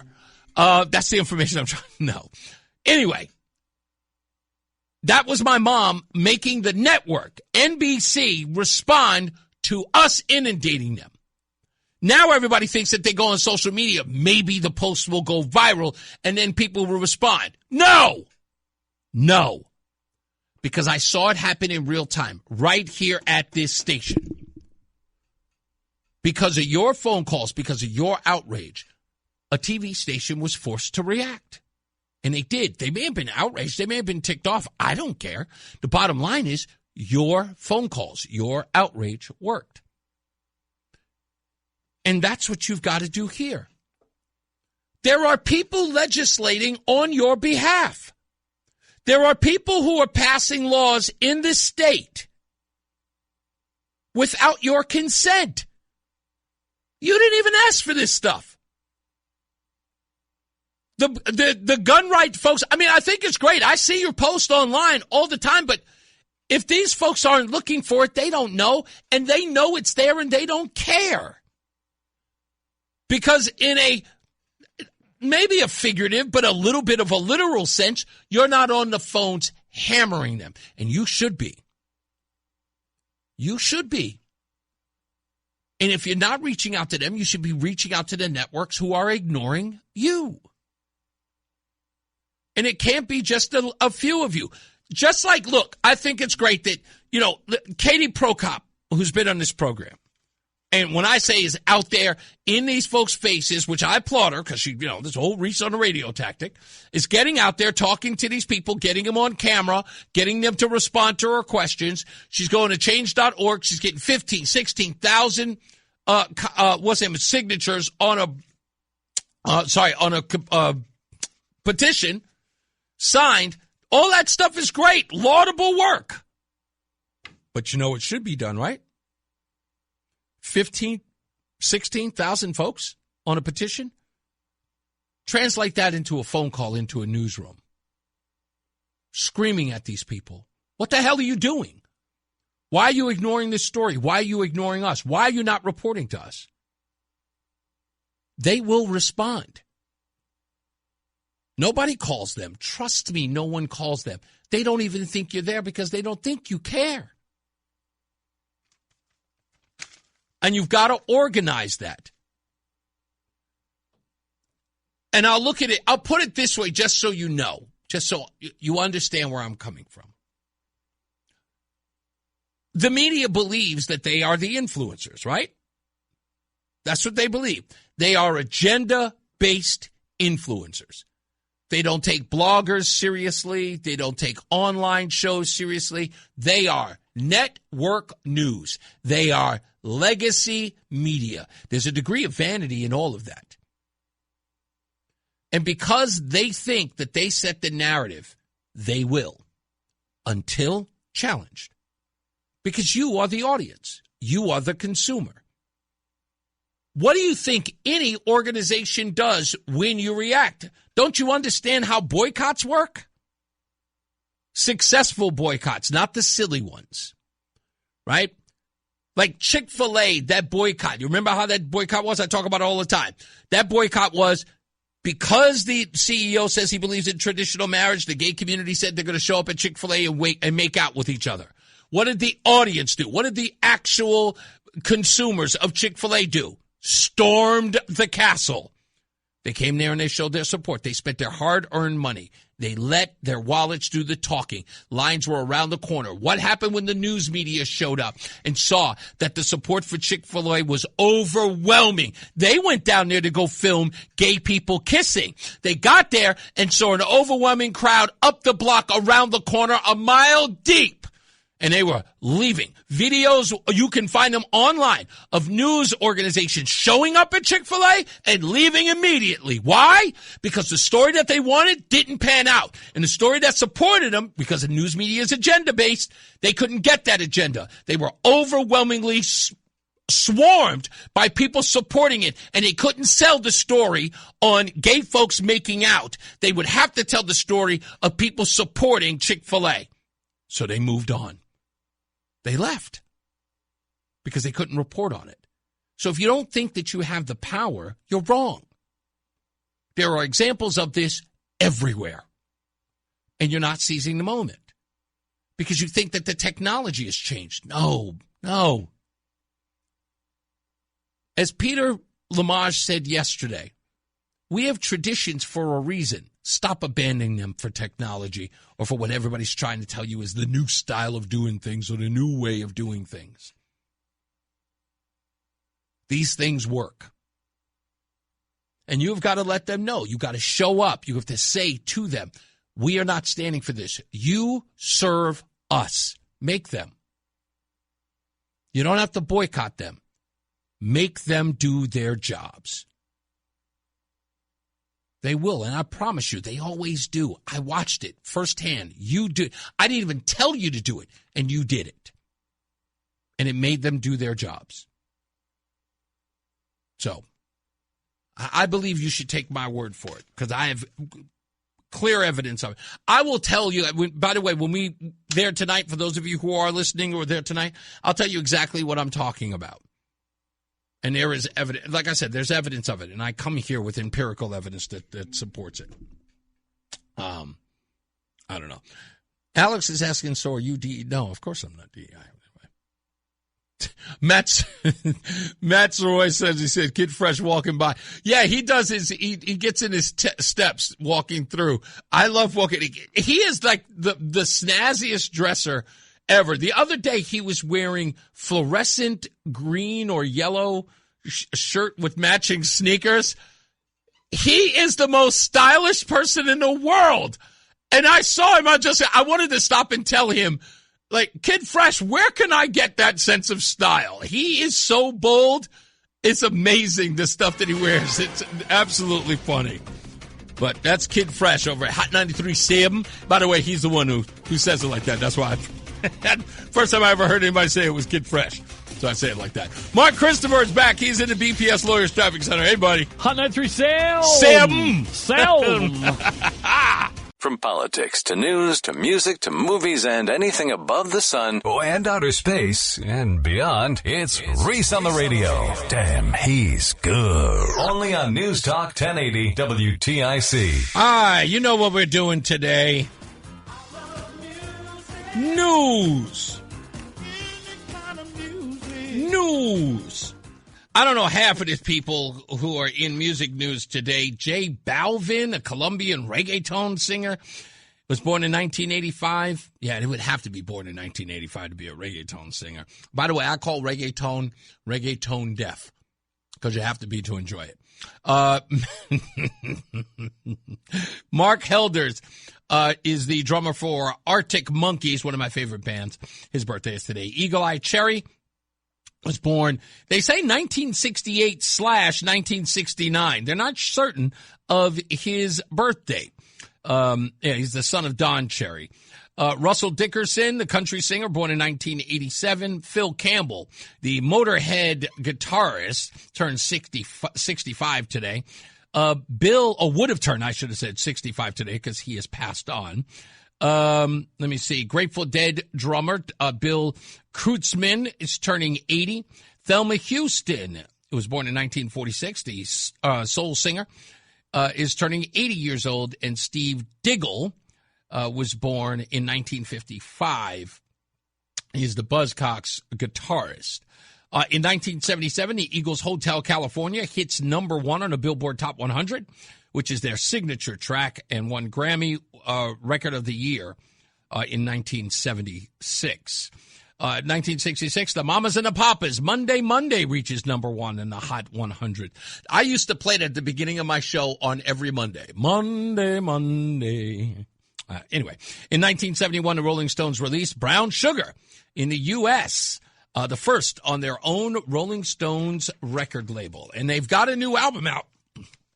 Excuse me. John Silver, I think, reported on it yesterday or the day before. Did they have a new album out? And it sounded actually pretty good. I cannot say the Rolling Stones puts out garbage. I have to admit. They're not all, bangers. They're not like the old days, but they don't put out garbage. They still care about the sound. Mark Christopher's here. He's in the BPS Lawyers Traffic Center. Have you heard any of the new stuff? I have not, no. Yeah, John Silver was just talking about it the other day. And now What's I have something about it. He didn't say. He just mentioned it. I heard one of the tracks. It actually sounded pretty good. Rolling Stones, they're no slouches, man. Those guys are amazing. I like these new kids, man. They try to go out on tour, and then about 10 dates in, they're like, oh, I can't handle it. It's Reese on the radio on NewsTalk 1080 WTIC. All right, we're back. Reese on the radio. Roseanne is telling me that people are showing up early, and that's always good to know. If you are arriving tonight at Debate Night on WTIC at Stadium 15 in Farmington, go there early. There's a happy hour happening there now. Roseanne is there. She has seen some people there, and someone gave Roseanne a pair of bracelets for the both of us, and I thank you for that. Trinkets are always nice. It's very, very kind of you to do that. I want to get into this real quick before I start taking any phone calls, which I'll do in the last break before I get out of here. And Roland, if you get a chance, just send me that audio so I can forward it to this kid, Luis. Anyway, there's a whole lot of stuff going on politically that, Eric Erickson and Brian Kilmeade during the show were talking about. There's even that conversation happening on Brian and Company. He covers a lot of national politics. I like to keep a lot of local stuff here. I think it's important to talk about what matters to you. Sometimes later on in the show, I might bring in some national stories, especially if they're, really, really huge stories. What's happening here is, for me, is great and, big enough for us to discuss. But with all of these things happening right now, as you heard with John Silva, Tennessee is getting ready to redraw maps. Black folks are mad. That happened in Louisiana. Black folks are mad. People's like, well, they need to be able to vote for people who look like them. They keep talking about people who look like them. What they really mean to say is think like them. That's what they really mean to say. And they should say what they mean. They should say what's obvious. Because it shouldn't matter. It shouldn't matter whether or not lines are redrawn out of black neighborhoods. Because black folks are not a monolith, right? Right? And people should be challenging them on that. Lord knows I would. But I don't expect that from the legacy and the traditional media. They're scared to death of black folks. And they know exactly what will happen when they ask them, what you trying to say? Well, what I'm trying to say is, why would it be important? You're only going to vote for them white folks. I mean, really, I'm saving you from yourself. That's what I would tell them. I'm saving you for yourself, because if we have these redrawn lines, or we have these lines where it's just black districts, you're going to vote for them crazy white folks. And we have to save you from that. If we keep letting you have your own little section, what you going to vote for? Huh? What white folks you going to vote for? Well, the ones that tell us that a man and a woman is interchangeable? I can't have you doing that, brother. The one that says that we should cut off your child's private parts? I can't have you voting for that, brother. And white folks trying to kill you. And I can't have you having I cannot trust you with your own agency. Because you will just vote for these crazy white folks. Do you see them with their orange hair? Them people are just crazy. The other day, some dude told me that a man can have his period. You voted for that guy. I got to redraw this line, man. I'm sorry. I can't have black zones. I can't. They done bamboozled you, just like Malcolm X said, brother. Now let me ask you again. Can a man have a period? Yes, he can. Okay, erase the lines. They've got to be gone. What? No, what are you freaking out for? No, you just said a man can have his period. That's not normal thinking. I can't trust you. Okay, we'll try again. Can a man get pregnant? He can't. All right, nope, that's it. Get him. Get rid of it. No, he's just not listening. He's just not listening. I tried. I'm sorry. I just can't do it anymore. Well, that being said, with all of this stuff and the rabble-rousers, the usual, the interlopers, the sycophants for the crazy white man. Yes, that's who they are. White folks sycophants. Sellouts. Sambos. You know the drill. While you're out there losing your mind, the truth is still the truth. And Trump still runs this. It's his party. Get used to it. As Indiana goes, so goes the nation when it comes to Republican voters and Donald John Trump. He absolutely still has the juice. And when you're a Republican and you go against Trump, you get voted off the island. I always love Survivor. And in this particular case, what we saw in Indiana was you go, adios, amigos, goodbye, see you later. And to me, that is emblematic of what we see nationwide with Republicans. I think there's this myth that's going on right now that, Trump is really losing support among Republicans. But compared to other midterm cycles, he's just as popular with Republicans as he has ever been at this point in midterm cycles. Right now, nationally, we're talking about an approval rating on average of 84%. In 2022, his popularity rating was 76%, actually lower, right, when he wasn't in the presidency. In 2018, the last time he was president, 85%. That 85 looks a whole heck of a lot like this 84% right here. The bottom line is this. Donald Trump still absolutely has juice with Republican voters. You saw it in Indiana, and I think that you'll see it down the line as well if any Republicans try and go against the President of the United States, who is still very much beloved by Republican voters nationwide. Yeah, you're going to have to get used to it. So, brother, let me ask you again. Come on, seriously. I know the other two, maybe those are trick questions. You know what I'm saying? Do you believe that your child can identify as transgender at the age of 3? At the age of 2? Now we got to redraw. Nope, I'm doing everything I can. These crazy black folks, the white folks didn't confuse them. The white folks just brainwashed them. They got them believing things that just don't make no sense.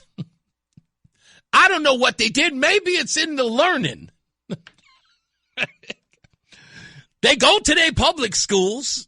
They just learned everything. And you go in one way, they come out the other. I don't know what happens. 1 minute they against the Klan, next thing they're supporting the group that pays the Klan. I'm not understanding. Didn't they vote for the guy who said that Romney gonna put him back in chains and calls him boy? Yeah, Uncle Joe. Something's wrong. I don't get it.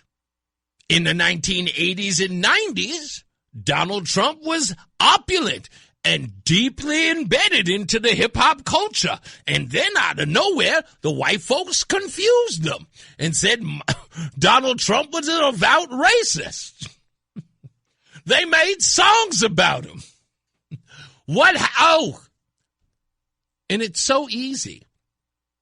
I'd redraw the lines too.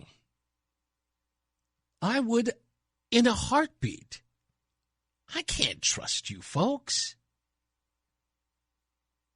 These white folks got you shook.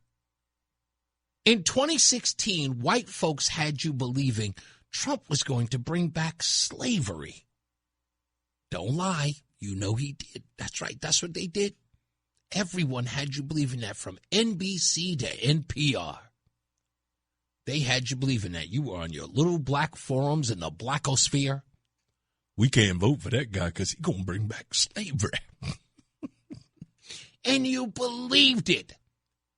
You had people having to convince you, like you were being deprogrammed. Like he had to clunk you on the head. No, he's not bringing back slavery. That's what they said on news. How could he bring it back? He's going to make a law. Redraw the lines. You got to do it. We cannot have a black section. Absolutely not. Close the school down, too. That's what I would do. That's what I would do. You know, sometimes in order to free the slaves, you got to do the unmentionable stuff.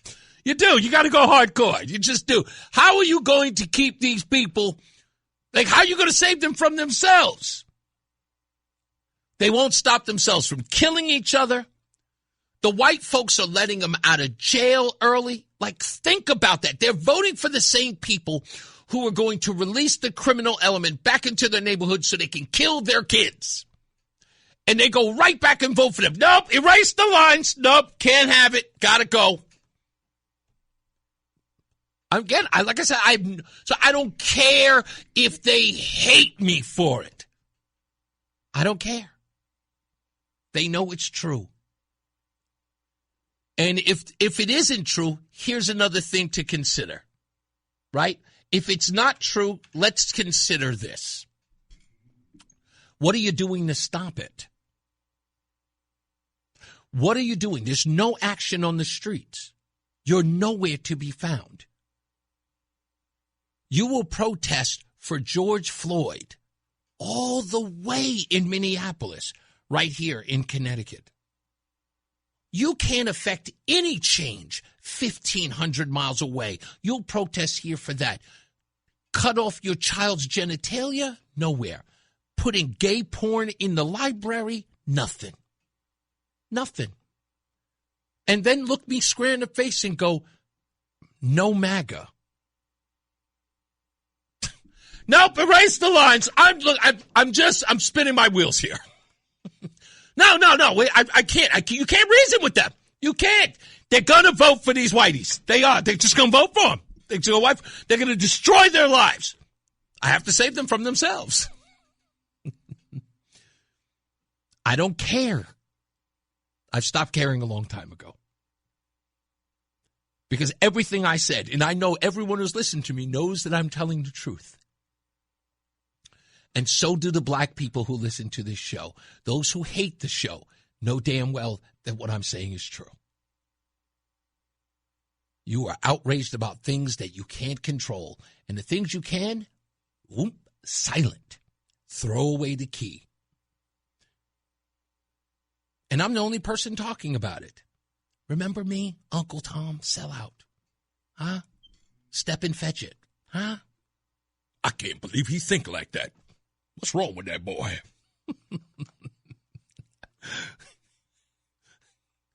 I'm just standing on principle. I don't need to stand on your likes and accolades. Don't need to. I love them all, from left to right, to the white, to the black, who can't stand me. I love every one of you. Just trying to free you from yourself. Because you're the one, as Joe Biden said, you're the one locked up in them chains. You're in the chains of an ideology that you cannot break free from. And they got you hooked. It's like a drug. And that's what they do. They drug you up. They infiltrate your neighborhoods with all of it. You sit up there, you thought it was Reagan. It ain't Reagan. That's your communities. They need you drugged up. They want you drugged up in mire and filth. Why? So they can come up every 2 and every 4 years begging for your support. We're going to clean it up this time. I promise. We're going to get you everything. You're going to be able to live and eat. We got you this time. And they keep flooding the zone. Release them. Release the criminals. Get the criminals out there. Get them on the street. Get them on the street. Yeah. No. I hear they're thinking about Trump again. Yes. They're thinking for themselves. Release the... Who do we got? Who we got? Cannibal? Yeah, get him out there. Get him out there. Who's it? How many people did this guy kill? 19. Early parole. That's how they treat you. I'm the crazy person. Yeah. Didn't they aren't they about to give parole? From 21 up to 26? Hey, I don't make this stuff up. Y'all know I know what I'm talking about. We'll be back. We'll take your phone calls in a minute. Stand by for that. Mark Christopher, he's back. He is in the BPS Lawyers Traffic Center. Hey, Mark. The Odyssey app lets you jump back to the moments you missed from WTIC News Talk 1080. Download the free Odyssey app, search WTIC News Talk 1080, and tap earlier today to get started. Hey, we're back, and we're going to take your phone calls right after we do weather and traffic with Mark Christopher. But, you know, as I've always said to people of color, as they like to use, and I speak directly to the black community, so I'm not going to pull any punches here. So when I talk to you in the black community who listen to this program, and as uptight as you may get about me and what I say, just one, I'm no computer gangster. I'm no laptop thug. Everything I say is straight, like truth. And I'm as real as it gets when you meet me. And I think you all know that because you see me in the street. You know, I don't hide away. I'm no coward. And a lot of people use the word belief, but I have a phrase, a term that I use, and I used to tell it to my kids, and I used to tell it to my ex-wife. Belief is for people who lack knowledge. And the things that I know are the things that I talk about. So I kind of spare the whole idea of like, these are the things that I believe. No, these are the things that I know. The things that I believe, I'll tell you. I believe this based upon a hunch. But what I know is what I know. And what I definitely know is there's no such thing as a black agenda. There isn't. So I'm going to challenge you. Go to ReeseOnTheRadio.com. And it's spelled just like peanut butter cups, REESE on the radio.com. Go there. I challenge you. Send me a note. Tell me what a black agenda is. You want these black districts? Tell me what the agenda is. And the black agenda must only serve black people. That means that no one else by any other race or group of people can benefit from it. It is particularly set for just black folks. No one else can benefit. You explain those things to me, you'll prove me wrong. But I bet you I won't get any messages because you have no idea what one is, because it doesn't exist. That's the point. So you've been challenged. The gauntlet has been laid.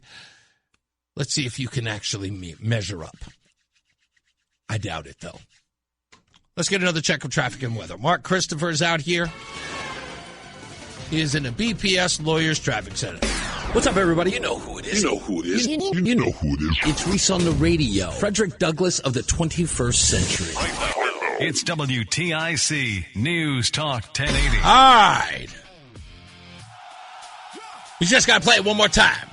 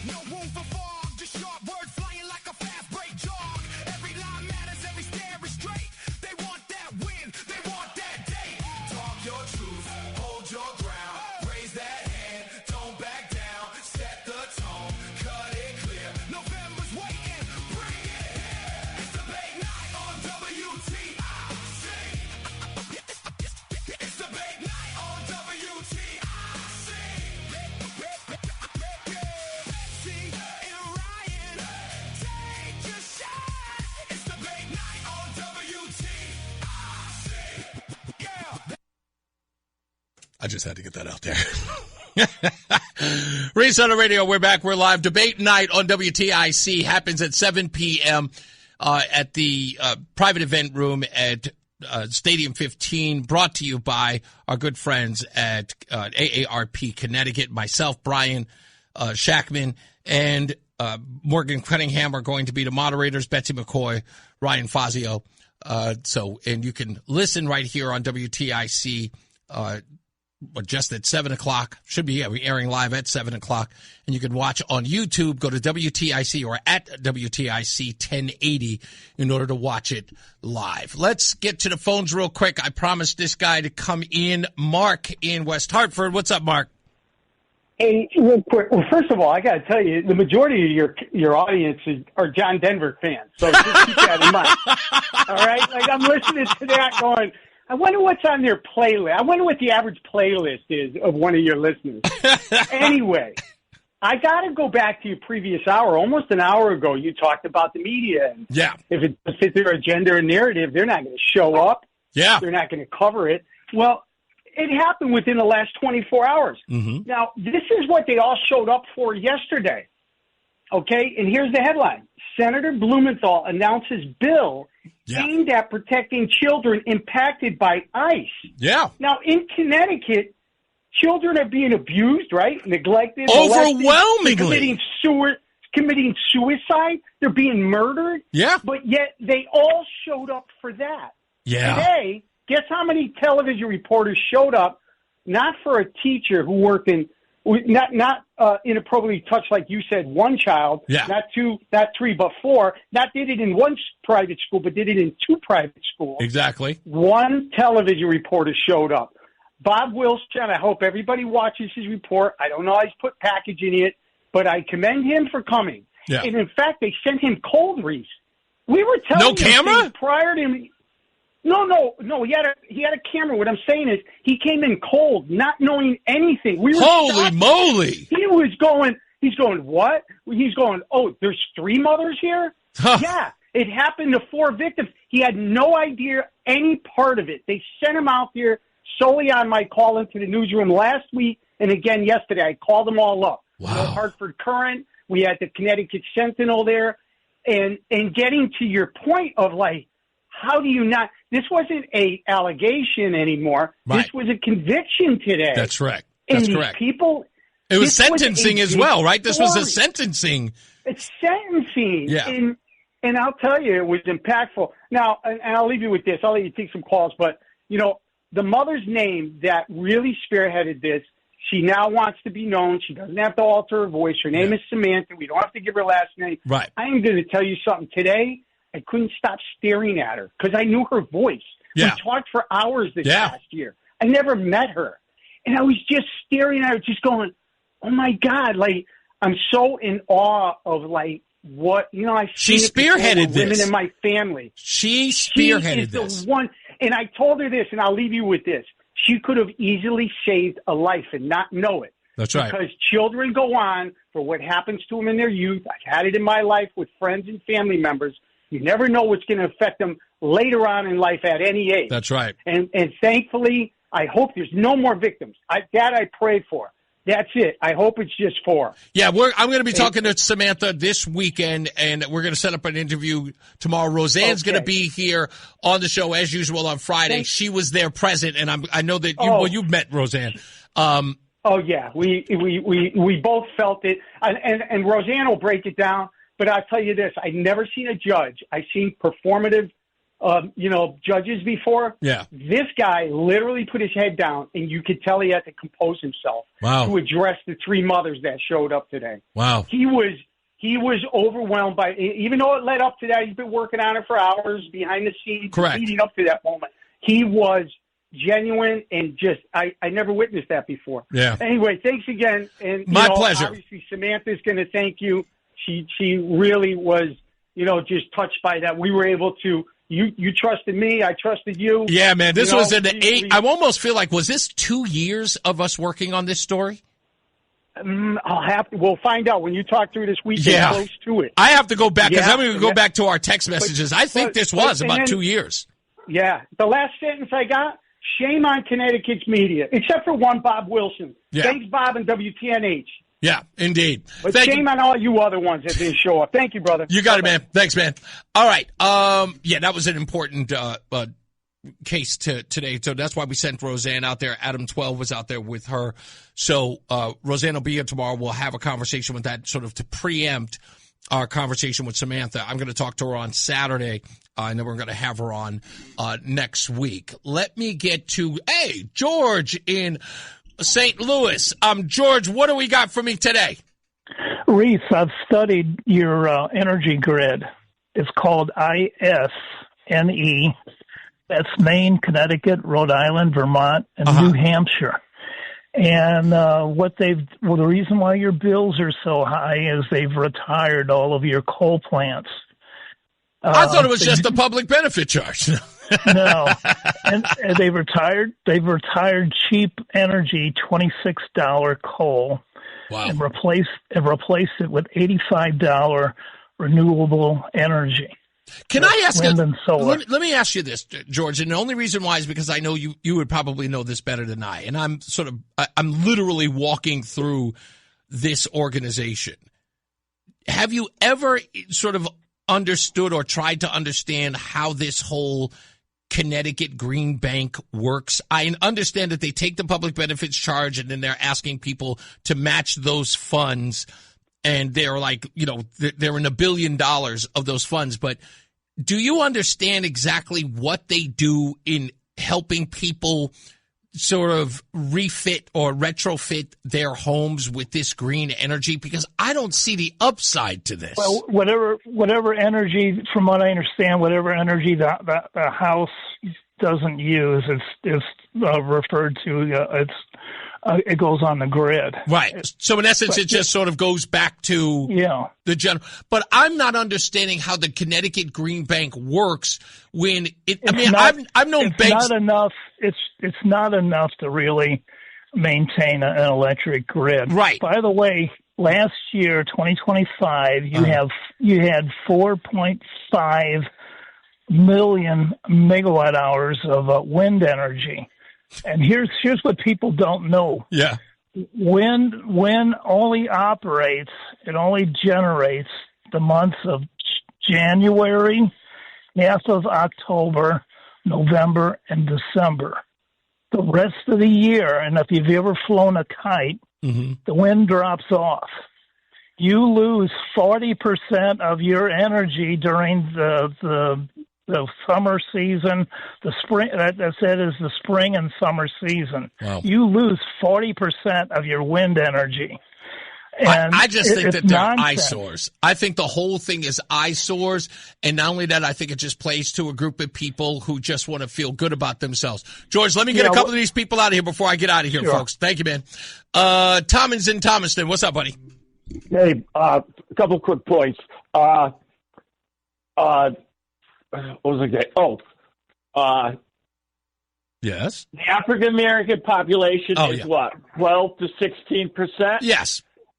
And the members of African Americans in Congress is 12 to 16%. Oh yeah, we met the quota. Yeah. So, it's not the catastrophe they say it is. Yeah, I know it's not. Look, I know what it is. They need to just be honest, right? They know who they're going to vote for, and they know that they're a monolith. And they wanted to be treated. They want to be treated special. They don't want equality. It was never going to be, and it's never going to be again. It's not about equality. It's about special treatment. And you made a very good point about an hour ago. It's not the color of their skin they're looking for. It's the thought of what they're thinking. Exactly. That they want. Exactly. That's what because they know that. Look. In most circles, and you know what? I'm a perfect example, Tom. Here's a perfect example of all of this.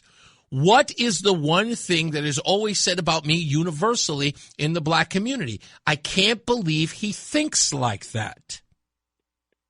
Yeah. But the exception to the monolith. Oh, yeah, but that's the whole point, right? It's like they keep saying, it's like, oh, we're not a monolith, and then they go, I can't believe he thinks like that as a black man, and I just go, do you not understand the contradiction there? And I think the reason is very obvious, Tom. It's because them white folks is teaching them. That's why I tell you. Well, if it wasn't for us, even white folks, everything would be perfect. God bless. That's right. If you white folks wouldn't stop brainwashing them, it'd be all right. And we did the numbers, Reese. Yes, sir. We just decided that it was going to cost too much to have slavery again, so we did away with that. We did away with it. Yeah, we're trying to do it some other way. Yeah, there you go. Thank you, boss. Hey, one more quick point. Real quick. Tucker Carlson, who the hell does he think he is? Oh, going on saying, if it wasn't for him, Trump wouldn't have got elected. What's BS? I told these. I can't stand that guy. I know a lot of people don't like him anymore. That's because his audience doesn't even live in America anymore. Thank you, buddy. I'll talk to you. Rude, before I get out of here, you got 1 minute. What do you got? I'm going to be quick. This Indiana thing, that sound bit you did, it's going to backfire in Florida because about 60% of Republicans favor DeSantis over Trump, and they have two different candidates running for governor. Right. Donald is not the answer. It's probably going to end up that the Democrat has a good chance becoming governor in a supermajority. You mentioned liberals with the transgender and all that. Yeah. You got callers like Paul from Plymouth, Tim from Wallingford, Evan. I don't vote for that. I don't vote for this. I don't vote for that. Yeah. But you vote against Republicans and you accept the which fact is a that, permission slip. Right. So, but here's the last thing, and I taught you this. I told you this. I had two gorgeous black nurses today at my table, 30 years old. They love me to death. I'm probably going to date one of them, 30 years old. Okay. I told them the pastor will mentor black pastor from South Carolina talking about colored people and that black people aren't colored, white people are because we changed our skin tone. And now she's going to date you. Yeah. So here's another problem, though. Yeah. The black women down here are so educated. They're so beautiful. The majority of them, 5'10", 125 pounds. Okay, whatever. let me ask you this. You meet all of these fine black women. Have you ever introduced them to this show? Why? You're white. You don't You like are black women. you are so I don't have to date them to listen to the show, Here's Rudy. the question moving forward. Let me get this out there. Real quick. You know how everyone says that the Democrats killed the black family in the 60s with welfare? Oh, they did far worse than that, but go ahead. Yeah. You know what they did? They buried black men because black women That's have been right. more successful in Generation X, millennials, and 100% right. Way more. I mean, I could bring you 20 nurses to Hartford, Connecticut that have probably made more money in the 12 years they've been out Without a doubt. than you've made in your life. You're 100% right about They that. are trying to eliminate black men in this country. Boom. But Frank and I are going to tell you we can't do it because how would we get black women without black men? But I gotta go. They're trying. Well, you got to cover this topic. They're I will, trying but to- not now because they're I have to trying go. I have to crush you go. out of existence. I know To that. where? Where? There's no Waffle House up there. Get out of here. Goodbye. There's no Waffle House. You hear him hating on your Waffle House? Rudy's a mess. We got to get up out of here. Folks, we will see you tomorrow. We'll tell you all about the debate. Make sure you're right here at WTIC so you can check out the debate. As I always say, radio is free, so we thank you for paying attention. Remember to keep JC in your hearts and in your mind. Sean Patrick, we love you and we miss you. Remember that panic is not planning, so plan your work and work your plan. Me, I'm Reese on the radio. You have a good night, pleasant tomorrow. We'll see you back here at 2 p.m. Mark Christopher, he's getting you home. He's in the BPS Lawyers Traffic Center.